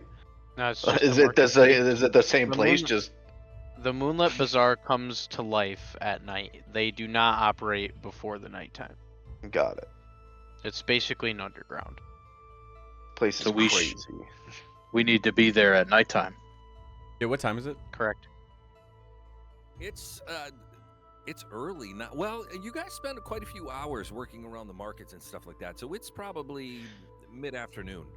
Okay. And what does this guy we're going to see do? He works in the smelting yards. Seems like a ear to the ground kind of guy. Might be able to help. And what? I'm sorry. I must have been deep in an ale. I missed it. Why are we going to see this guy? He might know something. Ear Oh. to the ground. I understand. He's a man that's been here a long time in the smelting yards. I think Drum has had a couple at this point,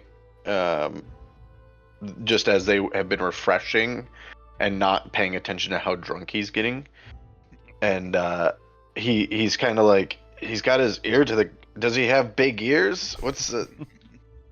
Why is his ears always on the ground? And he just kind of like leans back and is like clearly not paying attention to his situation at all.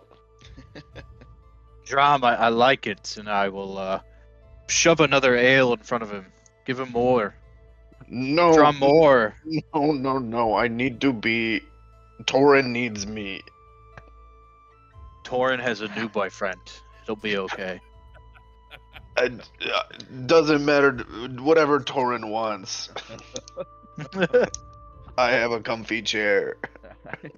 I come close to Drum, sir. Please, just rest. It's okay. And I will slide that ale to you closer, and let you have it. So I like slump over slightly towards Torin, and I go, goat milk. Goat milk. Not this again. Goat milk. Hair. I don't think they have that here. I don't This understand. should be okay. I'll kind of, if he's leaning on me, I'll push him. I just like fully slump onto the booth. Not passed out, just drunk a little, you know, like. That same human woman that you saw the night before, the stained apron and everything. She comes over. All right, guys. Another round. Lord said second one's on you guys. Yeah, I don't know why you're asking. Of course. Put it on the Blackwell tab. Ales all around then. Milk. Now look we're over talking. I look over to Jasper. Is this She someone she we should go see looks now? she looks at Dom. Yeah, well, I'm sorry. What? I'm okay. Milk. Just I'm good. Do you milk? Like from a cow? Goat. From Goat a milk. goat. Goat. Lorden! We got a goat? You hear this? I don't know. Maybe not. I'll check. And as like I will wait until she walks away just for like a little bit to kind of hide from Drum almost then, and I get her attention. Ma'am, please do not worry about him. He's just been through a lot, and he'll be okay. Please. If you can make that happen, I think that'd make him very happy. But Let's see what we got. before you leave, me and my friends, I think the other couple of us are gonna head out. If you could just keep an eye on him for me, I'd really appreciate it. I'll see what I can do, sweetie. Yeah, I'll give her two gold pieces. Okay, mark it off. Yep. She goes, taking a little bit longer than usual. But she comes back, and she flagons of ale and this wooden bowl thing of milk, and there's a couple of hairs floating in it, and then you see from like the kitchen area, you see this dwarf kind of poking his head out, hair and beard, faded silver gray, kind of thinning in places, kind of wild and untamed a little bit. He's got a salt and pepper beard, covers his chin, flecked with remnants of food and everything. He's got a well-worn apron splattered with ingredients and everything. Obviously, this guy is the cook back there. So he's kind of like peeking his head around as she brings this to you, and he like points at Drom, and she kind of turns back and nods her head at him, and he goes back in the kitchen. Drum picks his head up when he senses that something's put in front of him, and yet you have to remember he's only had one drink. Clearly, does not handle his alcohol whatsoever. Just like drops his full face into this bowl of milk, and then is like drinking it until there is none left, and he's able to breathe again. His face in the bowl. Okay, so you guys are all sitting around this table. You got a little bit of entertainment right there with Drum and his bowl of milk. Anything you guys want to discuss? Well, Torin, me, Cesar. I don't know if anybody else is coming with. Oh, are we going? Oh no, you Maybe we guys should. stay. Keep the house down. I mean, I think you guys can do just fine here. Oh, we can all go. I want to see this man with his ear on the ground. Three drunkards we have to try and corral now. Drom, would you like to see the guy with the ear on the ground? He's got a big ear. We can all go. As I kind of All right. grab the back of Drom's neck or whatever and just pull him up out of his bowl. You grab me by the like neck brace of my armor, caked in mud. Okay, you guys start making your way out. Again, the Gilded Hearth kind of emerges out into the market square, but you guys kind of follow Jasper as he kind of winds around a little bit into the forge quarter.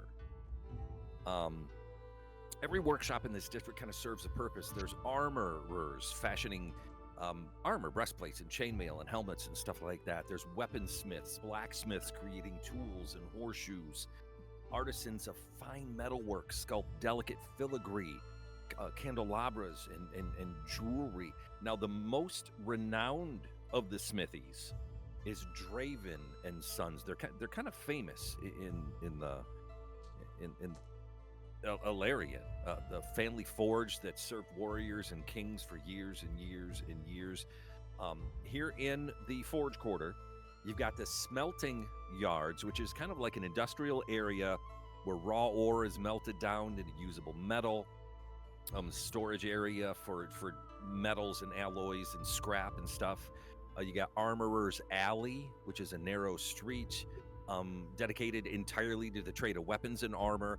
You got the Guild of Metalwrights. It's a grand stone and iron building where blacksmiths, artificers, and engineers gather to share techniques and showcase their work.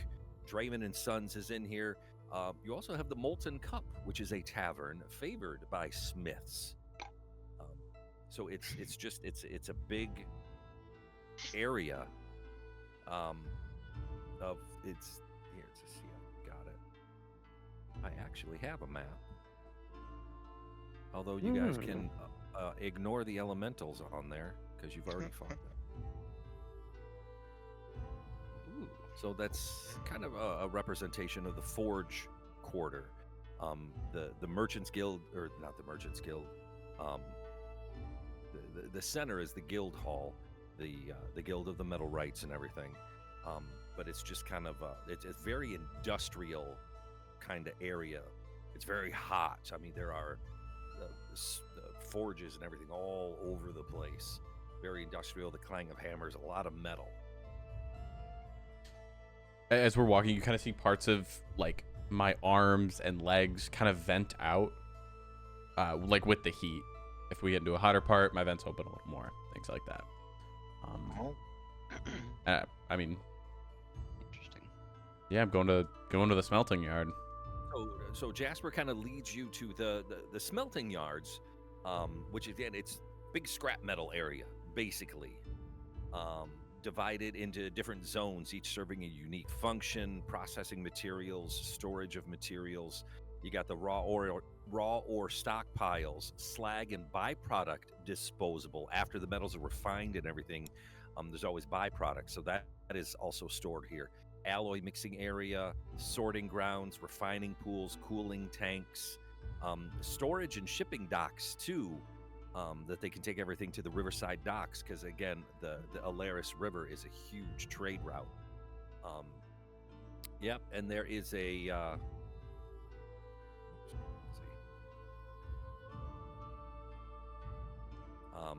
so as you kind of get into this smelting yard area, a dwarf, this kind of stocky dwarf comes out. He's got hair, thick braided beard adorned with small metal rings.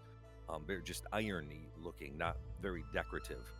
Large jagged scar cuts across his right cheek. He's got broad shoulders and a stocky frame. Very strong, you can tell. Hands thick, carrying the marks of hard work, burn scars and grease stains, constant layer of soot on him as he... Aye, they are Jasper. Looks like you brought friends with you. I not know you had friends. I would not call them friends, but jobs are jobs, and Oh, I might need it, Corin. aye, that's for sure. So I hear there's been a ruckus over there in the market again. that's why we're here. Cesar, Dorian, Ram. Really Aye. quick, before we get too far, can I see how big this guy's ears are? I'm gonna help him inspect this. They are, for a dwarf, they are normal sized. I thought you said this guy had big ears. My ears are just fine there. I can hear you. Yeah. This is not the Yeah. guy, Drum. You Oh, orc. oh. The most okay. finely dressed orc I've ever seen. Thank you. Do you like my mud? Oh, you like my grease? I do. It's fitting for you. I thank you. So, name is Corin Blackstone. I run the smelting yards here. Korrin. You got anything for me today? Or... The pieces you're still looking for, they're not quite finished. Okay. But it'll only take another day or two. You know I'll be back. Can't Oh, stay away aye. from you too long, Corin. Oh, I for sure. I know. I'm gonna slip him 5 gold. Oh, it's not Just like- necessary. In a handshake, kind of just like palm him and Like a grandparent does. Yeah. Jasper, it's not necessary, I tell you. for everything you do for us, it's okay. Are we like just with this dude in the street? Or are we like in his? No, you're in the smelting yard. You're in Okay. between all these different areas. Oh, think of a okay, you big, got it. giant metal scrap yard type. Yeah, but we're not like at a storefront or anything. No. Well, the reason that we're here is, have you heard anything? Do you know anything that could help with these incursions? Oh, just what I hear over, that I hear at the Molten Cup is, it's the Riftborn, the unhappy, and some, what is it? Some kind of group, some insurgent group is bringing. I mean, you know, the Riftlanders, the element touched. It comes from the land, and they bring in those elemental beasties or whatever they are, and just cause it chaos here throughout Eldenmere. Okay. I tell you, it's hard business. People are afraid. Traders from other lands around Elarion, they're afraid to do business. Understand. And I'm gonna switch into powder box, put it on the. I just give it to him basically. Why? Mind throwing a little grease in there? Make sure everything's still Oh yeah, well. just give me a quick second. Thank you. And he kind of takes it. There's little buildings. He kind of takes it into a little building, and you hear, you know, him. He's cleaning the rifle and lubricating and everything. So he steps away for just a couple of minutes if anybody wants to do anything. Well, would he maybe know the location of these things? Like where are they coming from? I mean, I know everybody seems to think it's from people from the Riftlands, but I mean, is there a specific way that we know that they're coming from that we can head to, or do we just need to go out that way and We can find out? We can always ask him, see if he knows anything, and Maybe go from there. it could be All helpful right. to know. Oh, I tell you, you really fired this a few times, haven't you? I have. I tell you, this is one of a kind. I'd never seen anything like it. The boy is a mechanical genius. It is. There you go. I cleaned her all out for you. Thank you. She'll be all greased up and operate nice and smooth for you here. Appreciate you, Corin. Oh, aye. Corin, Aye, Corin. yes, sir. you like my armor a lot, don't you? It's, The- Mud-caked armor. is he all right? He seems a bit off. Oh, he's fine. Bit inebriated. Oh, I get it. All right. I've never seen an I- orc in such nice, pristine, like fancy. He's very fancy pants.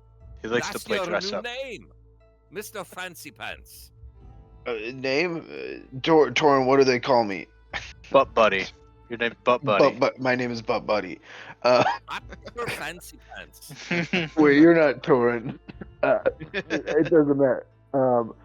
If I wanted to make my armor even better, what would I need to do? If I wanted to like stir it up or like have it make some modifications? I'll take it over to Draven and Sons. How much is that gonna cost me? Depends what you want done. What can you do? You have to. I just here to keep the smelting yards. I'm not a smith myself. I tell you, you go over, you talk with Balric Raven. Yep. He's the master over there. The best smithy in all of Elarion. Hey, Corin, it is. Aye, Thank- it is. They're Fancy Pants. I put my hand on him and I say thank you, and then I just kind of like lean over my shoulder, and then I just like it's all up. It's just thick milk. You kind of bend over then, hands on your knees. And he's kind of patting you on the back. Oh, that's all right. Let it out. Let it out. Oh. You been over? You ate over at the Gilded Hearth, did you? this guy knows his tavern. I could tell. Oh yeah, Thank you, that's Gordon. horrible. All right. Mr. Corn, from all the people that you've heard from these happenings, would Oh, you, aye. by chance, have an idea possibly of where the origin of it is coming from? I mean, is it Well, is it just random right now, or are they coming from a central area? I mean, if it is from the Riftlands, I mean, obviously they're coming from the Riftlands, but they're making their way here into Eldenmere. But now what we're hearing is this group. I think it's the burnt fingers or scorched. Yes, scorched hands. Yes. Oh, aye, that's it. that they're kind of getting more organized here. These attacks are happening more often. They're a little more targeted. Right. And I mean, they're targeted. They're not. It just seems they just want to frighten and cause chaos and disrupt business. Make the people angry. They seem to be doing a good job on that. Oh, from what I heard, it's you don't see them in the day. They're hunkered down somewhere, hiding in the shadows, perhaps. But at night, we do hear stories that if you're looking for the element touched, you're gonna see them at nights. Perhaps the Moonlit Bazaar, maybe. Perfect. Thank you so much. Well, aye. Is it like what time of day is it right now? It's getting evening now. No. Thank you, Corin. Eldenmere's a big city. I mean, take you a little bit to walk. From the market ward through the armorer's ward over to the smelting yards. Take you a little bit to get there. Should probably head back. Although, I too would like to speak with Balric Draven, or Raven, whatever his name was. Draven. But maybe it'd be best we get back now. Is the armory on the way? Did we see it as we passed by? It's in the general area. It's not far. Armorer's Alley. It's the smelting yards are kind of they're on the edge. But everything kind of leads to and from, because that's where they get everything. That's where they dump everything. So yeah, there's Armorer's Alley would lead, from this melting yard, through where the heart of where all the armorers are. I mean, perhaps we could stop for you too. I mean, you did get a pretty good wallop against that fire guy earlier. It's true, but what's a good fight without a wallop or two? Makes you feel alive. You've definitely got him to show, so that's for sure. Yeah. Makes you feel alive. There's Cinder Soul, who's never fought in a battle before today. Stood in the crowds and watched from the stands. You don't know that. I've been in many battles before. I don't know what you Oh yeah, many battles. Just like you've You looked like a seasoned veteran out there. What are Yeah, you talking about? just like you've tasted the delicious love of many women. I'm sure. I mean, of course, everybody. Yes. I mean, I know of these bees and birds that they. Yes. Drom doesn't count. Oh no, never. All right, so if we have the time, we can stop for quick. But Jasper kind of he leads you through Armorer's Alley because he knows this area very well. And it is kind of on the way from the smelting yards back into the market wards where you came from. So yep, you stop. There's armorers and forges on both sides. Some specializing in weapons, some specializing again in fine crafts, some specializing in building materials, and then you see kind of in front of you, a modest shop, sturdy stone structure, iron-bound doors.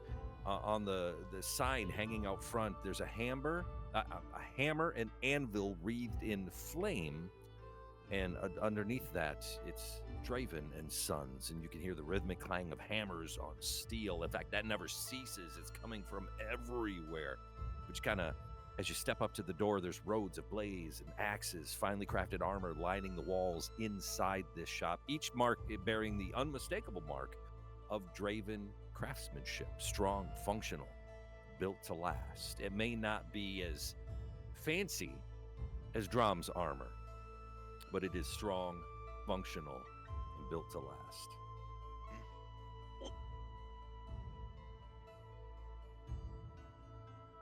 Well, Drom, we're here. Yeah. I think I think I've slightly sobered up through the day / since we had our one drink earlier, and having thrown it up now. That helped. And I'm gonna basically just like sticker shop, Balric's shop essentially. I'm looking at some of the pieces, looking for like modifications made to it. Specifically, I'm looking like, does it look like he solely made this armor, or is it some stuff that like he's done special modifications to and gone from there? Walk in, and it's a very simple shop. I mean, it's a work shop, but he just displays his wares and everything. You see a human there, but probably like late 50s, broad shoulders, big barrel chested. That's just a lifelong of being a smith, kind of salt and pepper hair, kept short, kind of tousled from the heat of the forge, very sweaty, deep brown eyes, tanned, weathered skin from always being around the heat. He's got this huge leather apron on, this headband on, the sweatband type thing, big gloves, and just on this anvil, and he kind of sees you come in, and he sets his hammer down, takes his gloves off, comes over. Hey, how you doing? Balric Draven? Wow, that's a lot of you guys here. What can I do for you? I've got my armor here, and I take great pride in it, despite it being clearly battle worn and covered in mud. You want me to clean that up for you? Yeah, it's a little dirty. Yeah, I would really appreciate that, and see if there's anything you can stir up, or like, I don't know, any modifications you think that would really help. I'm not a modification guy. I'm built from scratch. I'm a build. God, you're a big fella. I think I got something here. Something here might fit you if you're looking for something new. See, the issue is this armor carries the Cinder Soul name with it, and I just okay. It would be I think I'm really just trying to. You're all the way here from Embercrest? Yes. Yes, we are. Yes, Okay. yes, sir. And Good. I step forward, and my name's Torn Cindersoul. I'm son of the Cinder Souls. He kind of like straightens his hair and cleans off his hands, and he kind of does a little bow to you. It's my lord. I'm honored. Wow. It's in my shop. Wow, this is really cool. Would I know if my family did dealings with them, with the Draven and Sons shop? The name's familiar. Yeah. Okay. I believe my family does work with yours. And yeah, the Cinders. I think I don't know, may have been your grandfather and my grandfather kind of set. It's been a few generations that we've been pounding stuff out for you guys. Yeah, it's a great honor to meet you. Then you have helped design so many great things for us. Seriously, I'm honored. That you guys have have chosen my shop. No, of course. Your work holds up to it. So well, I appreciate that. Thank you. I really take pride in what I do here.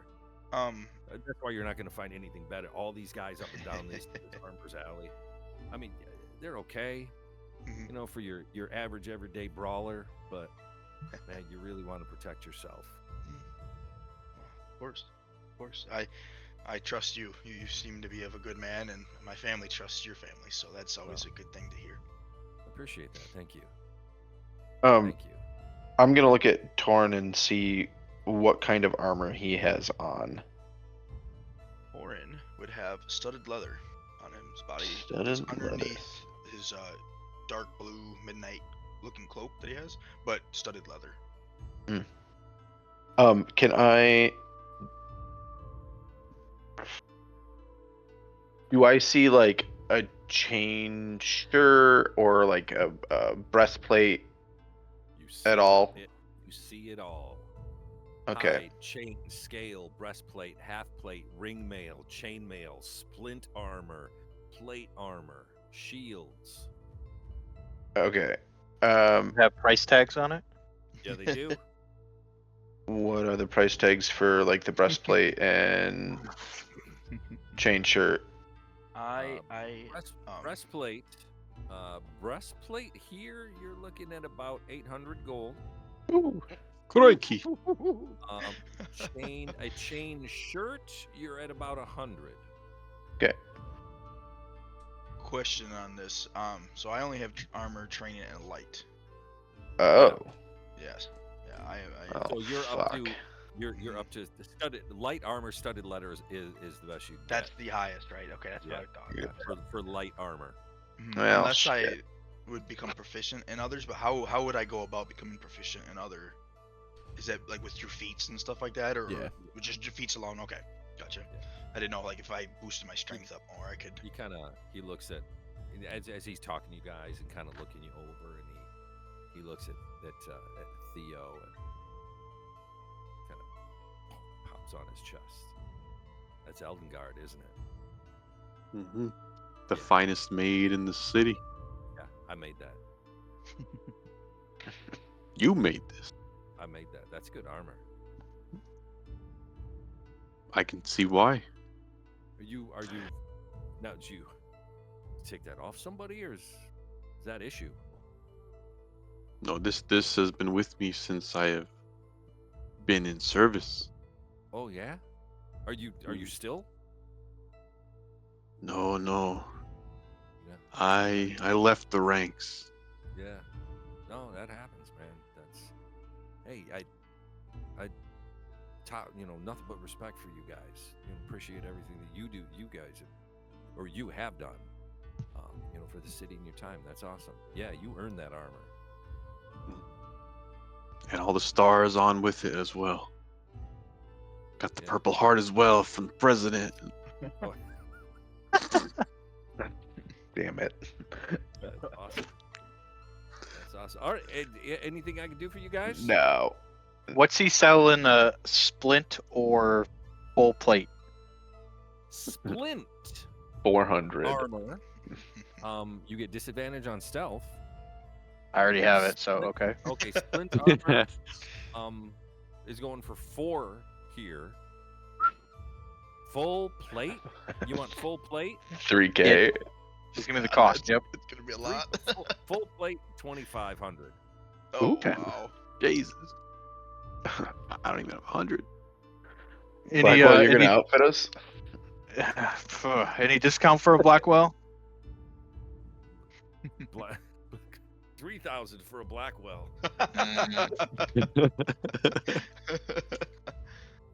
I've got my own Smith. I'll go to. All right. Yeah, no problem. No problem. I thank him mostly for his Oh yeah, no problem. his Hey, work I'm here, and I'm here every day. I'm here every day. sounds good. And I'm good here. If nobody else has anything else, we'll duck out. Yeah, Okay. I'll be back when I have the funds. Yeah. Yeah, not the first time I've heard that. I know. I get it. I get it. My armor is a little pricier than other places, but I tell you, it's worth it. I'll be back for that half plate you have on the wall. All right. All right. You guys kind of make your way out the door. He goes back to hammering on his thing. Jasper kind of leads you back into the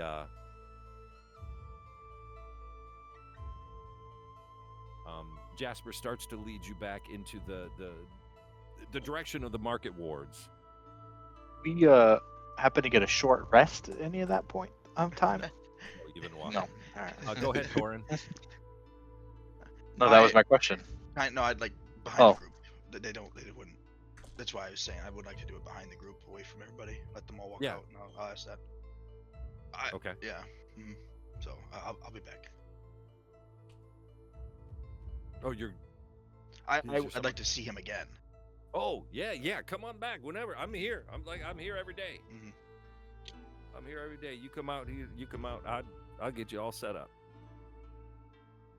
You guys kind of make your way back toward the market wards. Sun is starting to set now. Yeah. Moonlit Bazaar. Does anybody know Moonlit. where that Could be. I don't think it's like a place. Isn't it just like the name of the market at night? No, I've never there's. been. I don't know. I'll come up front and I'll say, I know. Then I'll just like hover. Just go. Where is he? Where is he going? Hey, I guess we're Should we following him. follow? Follow the hovering man. Okay. So the sun is beginning to set, and the market ward kind of shutting down. People are packing their things up. And Lionel Laurier, you're very elegant and prissily dressed elf.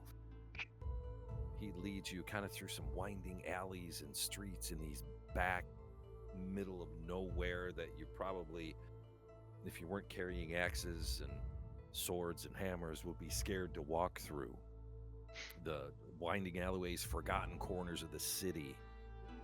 That is where he leads you to the Moonlit Bazaar. Not an easily found place, kind of nestled right in the heart of the lower districts, where the streets twist and wind. The buildings kind of seem to lean in on one another. They're whispering secrets. By day, this area it's quiet. It's nondescript. It's just part of the city. But at night, the atmosphere changes dramatically. Glowing lanterns flicker to life, casting shadows and highlighting the intricate details of the stalls and the vendors who tend them. Exotic spices, incense, and strange perfumes fill the air, mixing with the sounds of hushed bartering and the soft rustle of cloaks and leather. There is a lack of arcane in the regular market that you see throughout the day. Here there is a little more. You see oddities. There's magic, alchemy. There's a book vendor. There are soothsayers. I mean, it's a Moonlit Bazaar. And kind of one street over, you can't see. One street over, there are the cheers and the yells of some sort of sporting event happening. Are we sticking together, or are we gonna separate and try to find a fiery guy? Whatever tickles your pickle, man. You're in the I want to middle. go. People are kind of as you kind of wander. People are they don't like bark out their wares like you have in the regular markets. They're a little more subdued, a little more quiet. There's a hunched figure in a tattered silver coat. Fortunes told. You guys are kind of having this conversation. Secrets unveiled beneath the shattered moon. Know your path. Lost loves, hidden truths, No soul is truly lost, not even Celeste. Who's brave enough to gaze into the mist? Fortune's told. Where's this guy? He's like kind of standing next to us. It's a area of booths and tents and stuff like that. Just kind of standing out in front of his booth, kind of hunched over, tattered silver cloak. Fortune's told. All right, I'll walk up to him and I'll grab him and pick him up and say, "Where did you hear that name?" Lord Blackwell, how nice to see you. Would you like to learn more? Yes. Of course. I'm still holding them up in the air. Perhaps you could set me down then. Not gently, but I will drop him. Of course. Fortune told then, perhaps? Don't tell me the fortune. You obviously know what I want. That's what I want to hear. He looks around. He kind of goes back behind his table there and sits down. Please, be seated. I On the table, there's pull the chair out. There's like a bowl of water on this table. Yes. And he kind of looks at you.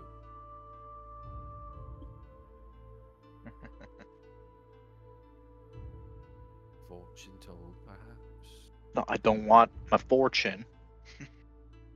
Just You know pay why the I'm here. man. You know what I want to hear. Where is she? Of course. Where is she? Your heart carries a weight heavier than steel, does it not, Sir Blackwell? A loss that never mended. Have I ever seen this guy before? Not really. You ever been to the Moonlit Bazaar before? Probably not. Yes.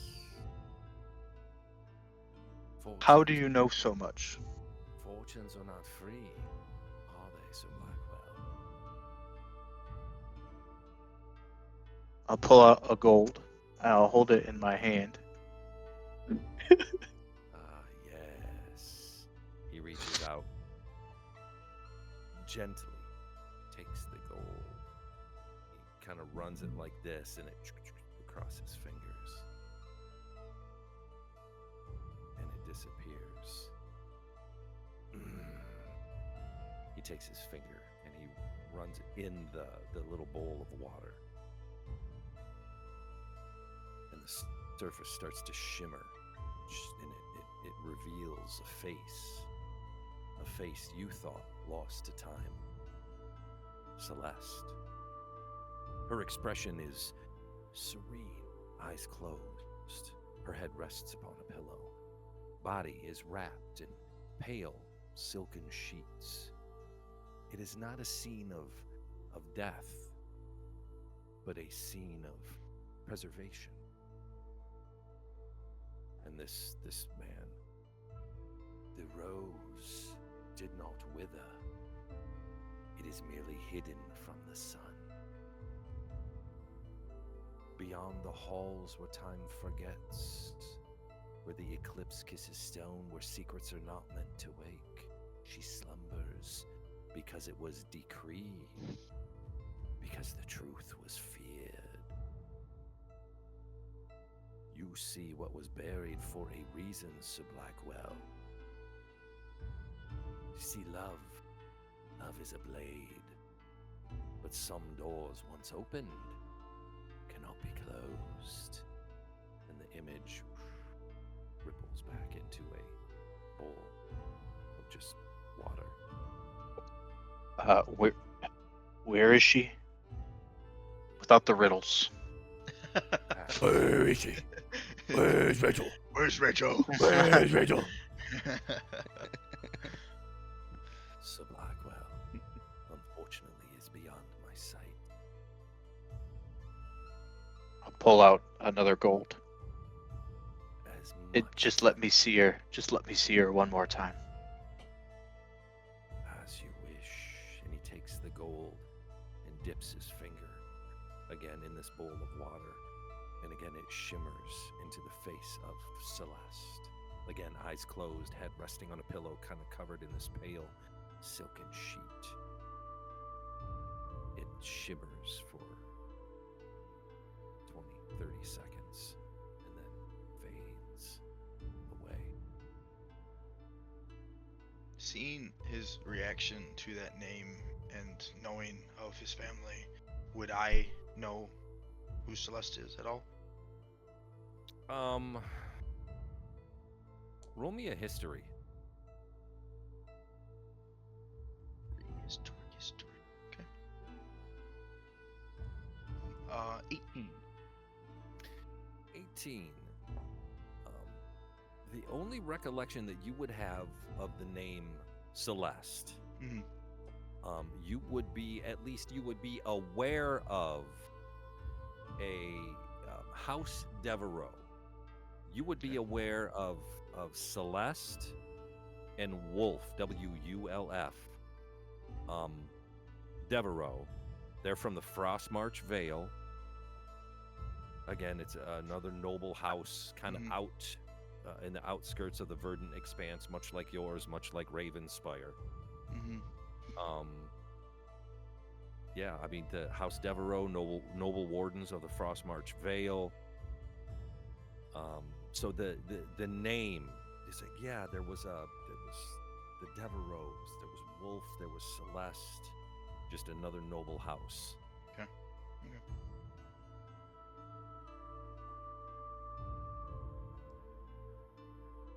The water fades back to just water. As it fades back to water, I'll try to grab it and splash the water and be visibly upset, kind of slam the table against the sky, stand up, tip over the chair. Yes. I see your father in you, Sir Blackwell, as he kind of starts picking his things up. And as he says that, I'll slam my hammer right into the ground, right in front of him. Yes. Did your father have rage issues like you? The proverbial apple did not fall far from that tree, did it, Sir Blackwell?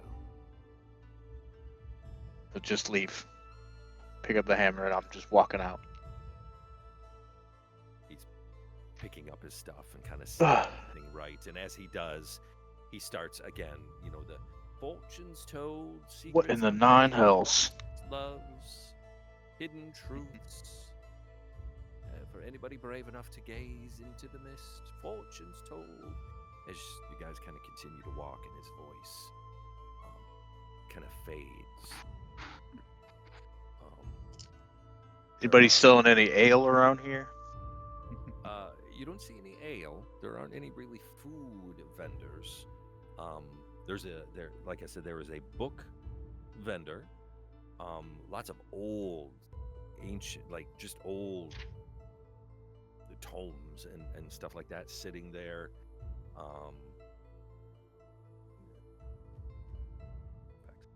I don't care about any of that. There's strange eccentricity type things.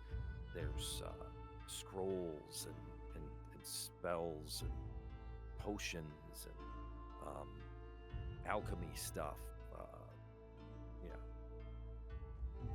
I will just kind of walk very quickly, not purposely trying to leave the group in behind, but just walking quickly to. Said there was some sporting event. I'll go walk over that way. Passing any of the tomes, would there be any that catch my eye?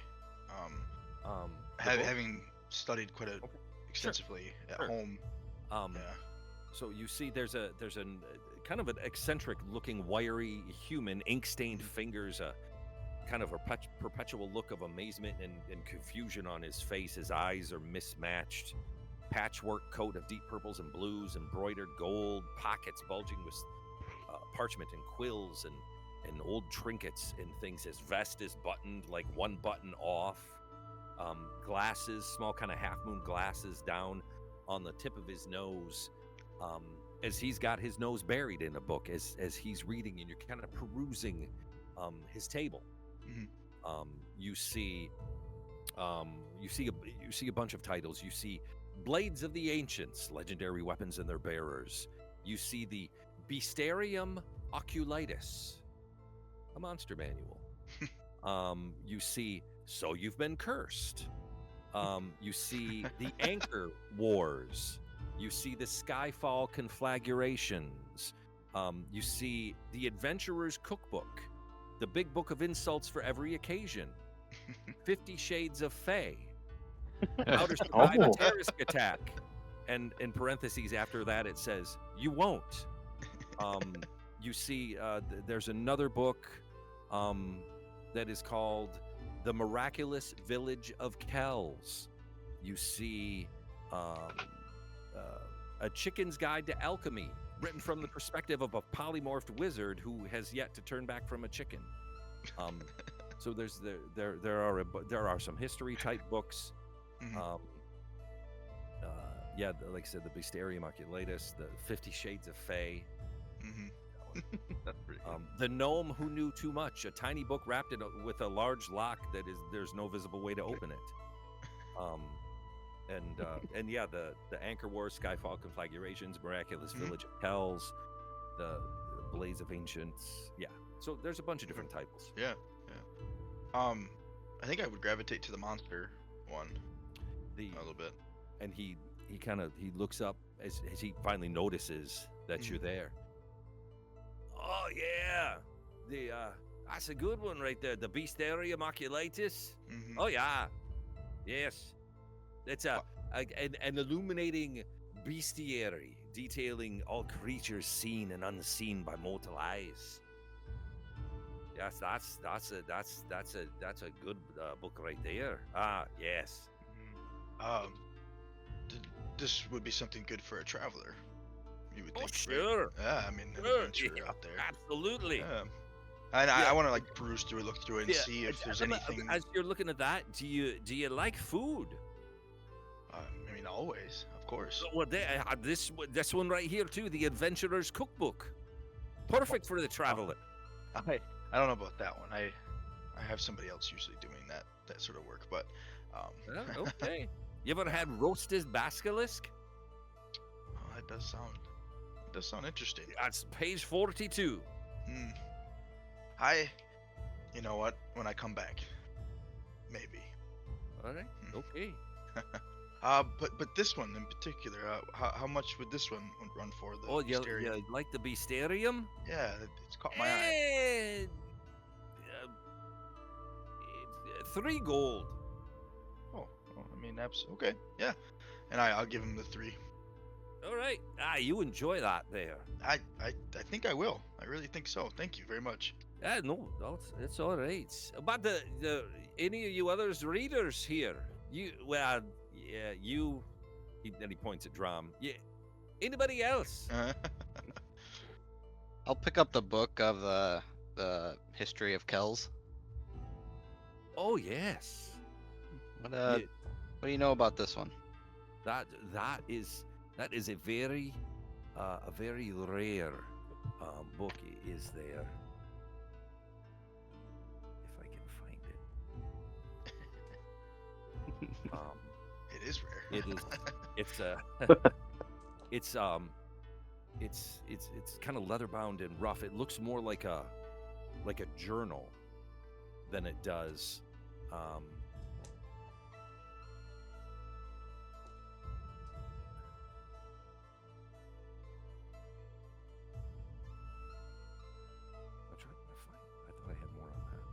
Hold on.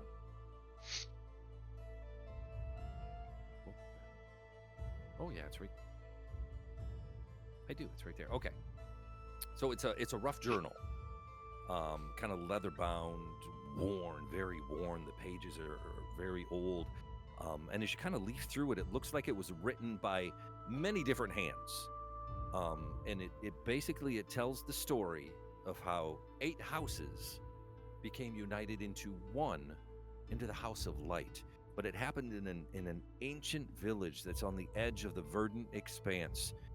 A village that somehow survived the Sundering untouched. But what really catches your attention, there are 2 passages, 2 pages written in there, each written by a different author, handwritten. And one of them is signed. It's a passage written, signed Orlin. I mean, this is written ages and ages ago. Written Orlin Radagast.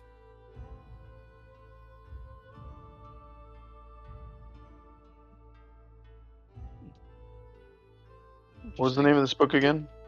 It is the Miraculous Village of Kells. Kells. Yeah. Oh, you're a fan of history there. That's a good one. That handwritten over ages. Do you ever hear that village? There's a village out there, untouched by the Sundering. Untouched. That's so. That's so. It's an interesting. It's not per se a book or a story. It's a journal over generations and generations from this miraculous village. It's great read, very interesting if you're interested in that history kind of thing. How much did you part with this for? Say that one is very rare. It's one of a kind. I 25 gold. 25. What if we bundle in this one too? And I'm gonna put down the 50 Shades of Elf. 50 Shades of Fae. Yeah, sorry, Fae. Yeah, that's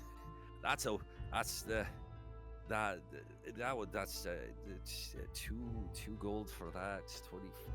25 gold. Okay. And I'll put down 5 to contribute. I'll give him 20. Okay. I'll give him 20 for it. Right. You enjoy your history, and you big fella there, you enjoy your smut. It's not for me, but maybe it'll be Oh, useful just to say. Oh, that's not mine. I'm not reading that. That's a gift for someone else. Yeah. Uh-huh. I'll say it's all right. I've read it. Any good? It's better than the first one. Wait, there's a first one? Yeah, 49 shades. Then they added another shade. Oh. It's not as good. Don't even bother with the first one. Okay, because I wouldn't want to be starting halfway. Sorry, my friend wouldn't want to be starting halfway through. Hey, of course, your friend doesn't want to start halfway. Yeah, sure.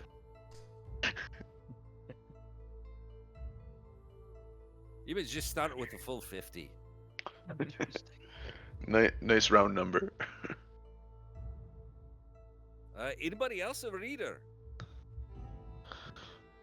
I am illiterate. I'll move forward and just kind of look and see what he has.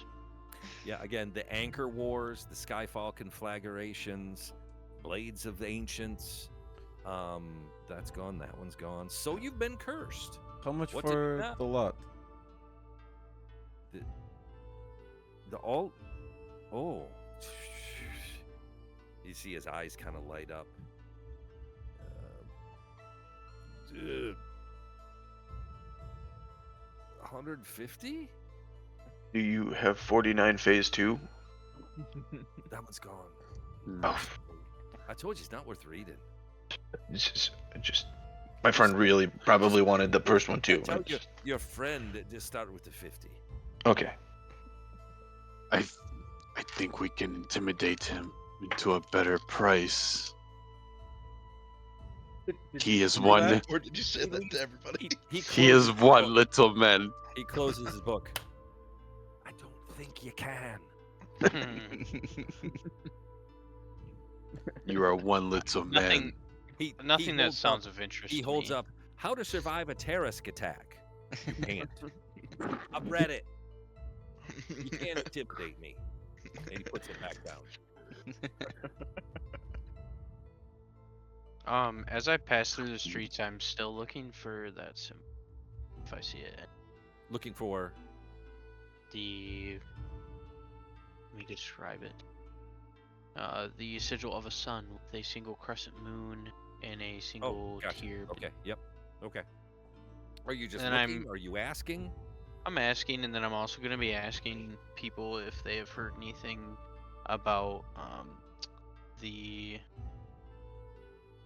scorched hand Okay. and where I could possibly find them. Gotcha. Most of what you hear about the scorched, people are upset. People are angry. The scorched hand, they're causing chaos. They're disrupting business.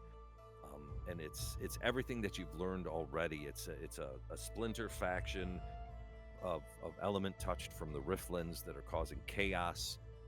And there's the Riftlands are angry. And now they're taking it too far. They're getting violent now. So people are angry. But nobody seems to know any like home base of the scorched hand or anything like that. Occasionally they'll mention an element touched, they'll accidentally expose themselves, but they stay very well hidden. Occasionally they go through the Midnight Bazaar.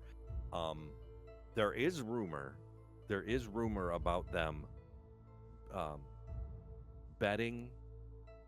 being at the fighting pits, which is where Sir Dorian has found himself. I'll thank whoever gives me that information. And then I'm also got bits and pieces from different areas. I'm mainly looking because from my intuition, it seems like if they're getting more like strategically like based these occurrences, I'm looking for one specific person that's going to be like controlling the scorched hand, because obviously there's got to be a good mind behind it if they're becoming more strategical. So okay, you gotta cut the head off the snake. All right, I'll move forward with Dorian, and move while we walk there. I'll put my hand on him and I'll say, "Are you all right, my friend? You seem flustered." I will kind of purposely ignore him, brush his hand off my shoulder, just say, "Ugh, fine." It is okay to be open, my friend. You are a hard, big, strong man on the outside, but we know you are a beautiful butterfly on the inside.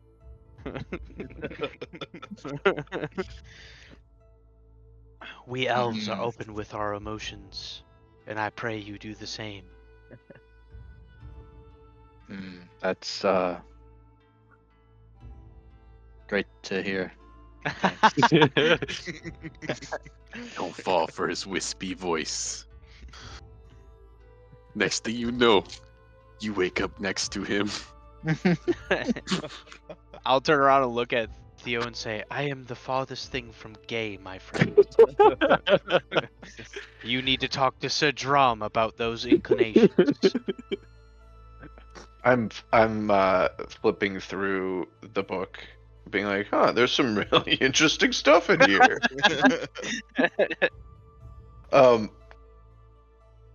As I'm walking, am I able to spot the moon at all? Sure, it's up in the sky. No way. The moon and the moonlit bazaar? Nah. Both halves of it? Yeah, they're separate. Okay, pretty far apart. Like, what you have noticed is that over the past period of time, they generally stay about the same distance apart. The fuck does period of time mean? Yeah, you know, for the past period of time, you know, they've been like this. What does that? As long as you can remember, for as long as Okay, thank you. you can remember, any of you can remember, they have generally stayed about the same distance apart. But Cool. over the past As long as I can chunk of remember. time, you have noticed they're growing closer. I mean, not boom fast, but they're a little closer than they used to be. Got it.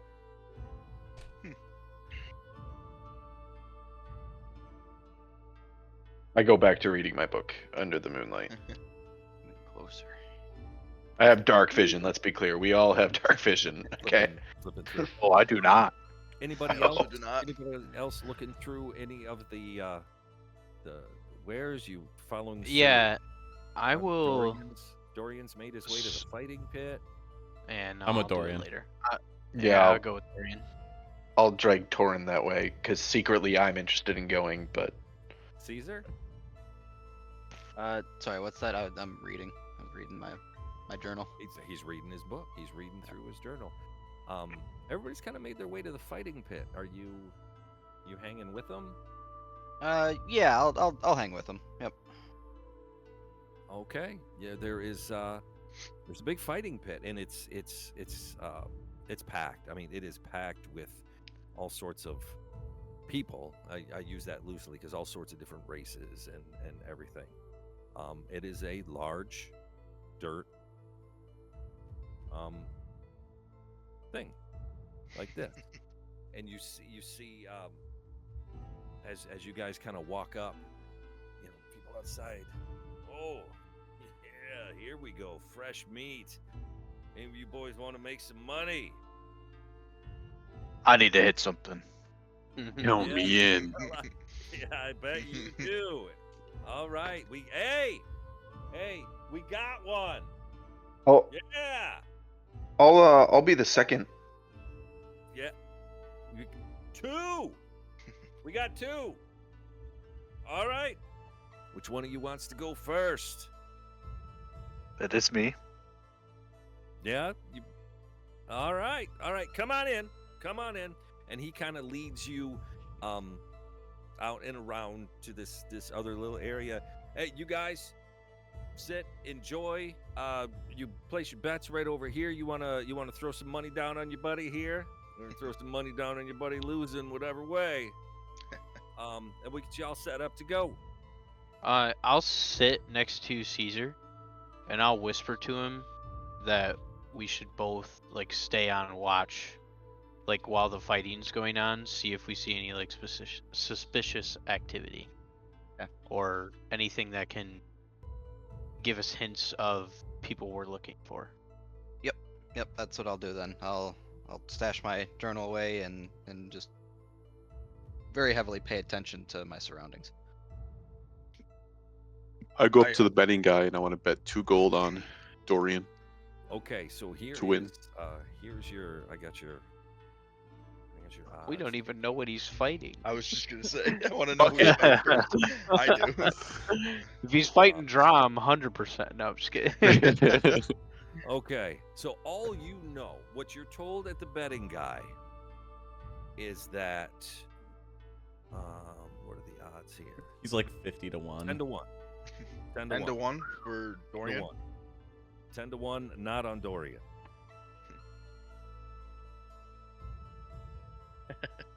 So So I would. Okay, well, you bet 1 gold on Dorian, you win 10.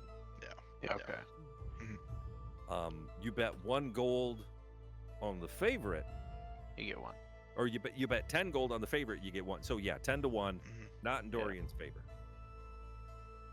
I still have my weapon, or are we doing fisticuffs? This is fisticuffs. Alright. Yeah, you got that, all that armor. Yeah, all that armor, those weapons. We got they got like a big wood box for you to set all your stuff in. It's just leave all that right here. You want to strip down to your Because bare chest, whatever you Wanna want bet? to do. Just no weapons, no armor. This you is feed the kitties. mono You don't mono need to fisticuffs there. Oh, big man. jeez, my bad. That's embarrassing. I turned the camera off, but not the mic. Damn. Oh, Got that sweet talk, huh? We'll edit that. We'll edit that. Yeah, we'll yeah, edit we got that in post. We got that in post. oh man. Felt like you were saying Sorry about goodnight to that. me. How does one argue if I would be proficient with punching? Unarmed Question. Strength, strike. I guess. Well, yeah, but Right, would I right. be proficient with my hands as weapons? You don't get proficiency. I don't think you get proficiency. Tavern brawler. Oh, there you go. Yeah, Maybe. unless you've got some kind of feat. No, I was just curious because I can cast a little spell that helps with proficiency stuff. All right, so the guy that brought you down there, he said, "Yo, you ready there, big guy?" I'm ready. I'd like to. Okay. I'd like Okay, to put who's five placing gold. bets? Yeah. So I'm gonna do 5 gold. Yep, 5 gold on Dorian. And yeah, I was gonna hedge the bet. I was gonna put 10 on the other guy. Okay. Theo, you were putting the bet? Yeah, I want to do 3 gold on Dorian to win. Anybody else betting?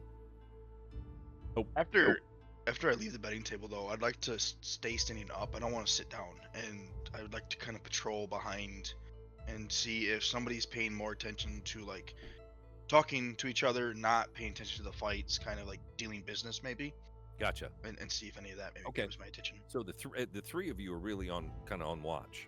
Mm-hmm. Correct. Okay. Someone cast a shield spell on him. For the love of God, Nah, you can't cheat in the pits.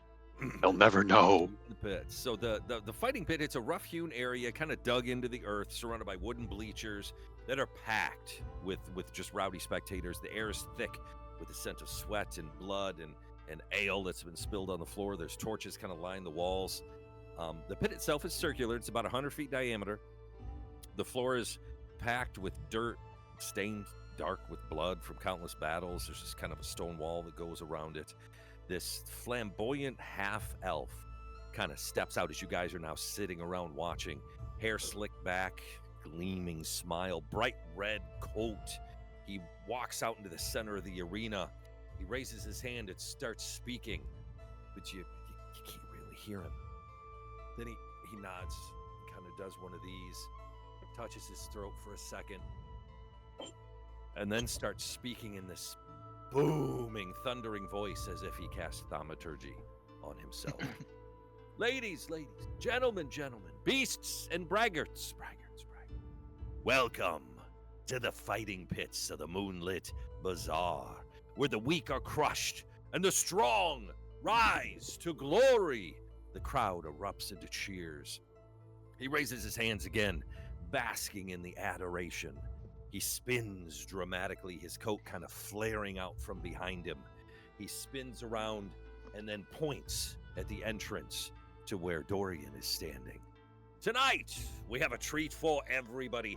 A newcomer steps into the pit, seeking fame, seeking fortune, perhaps seeking a quick death.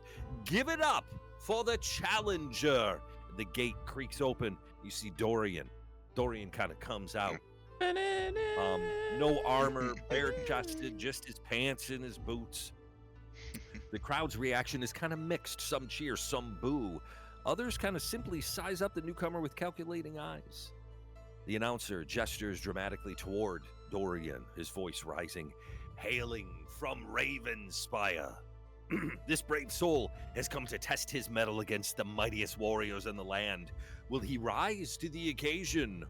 Or will he just be another name added to the long list of the pit's fallen?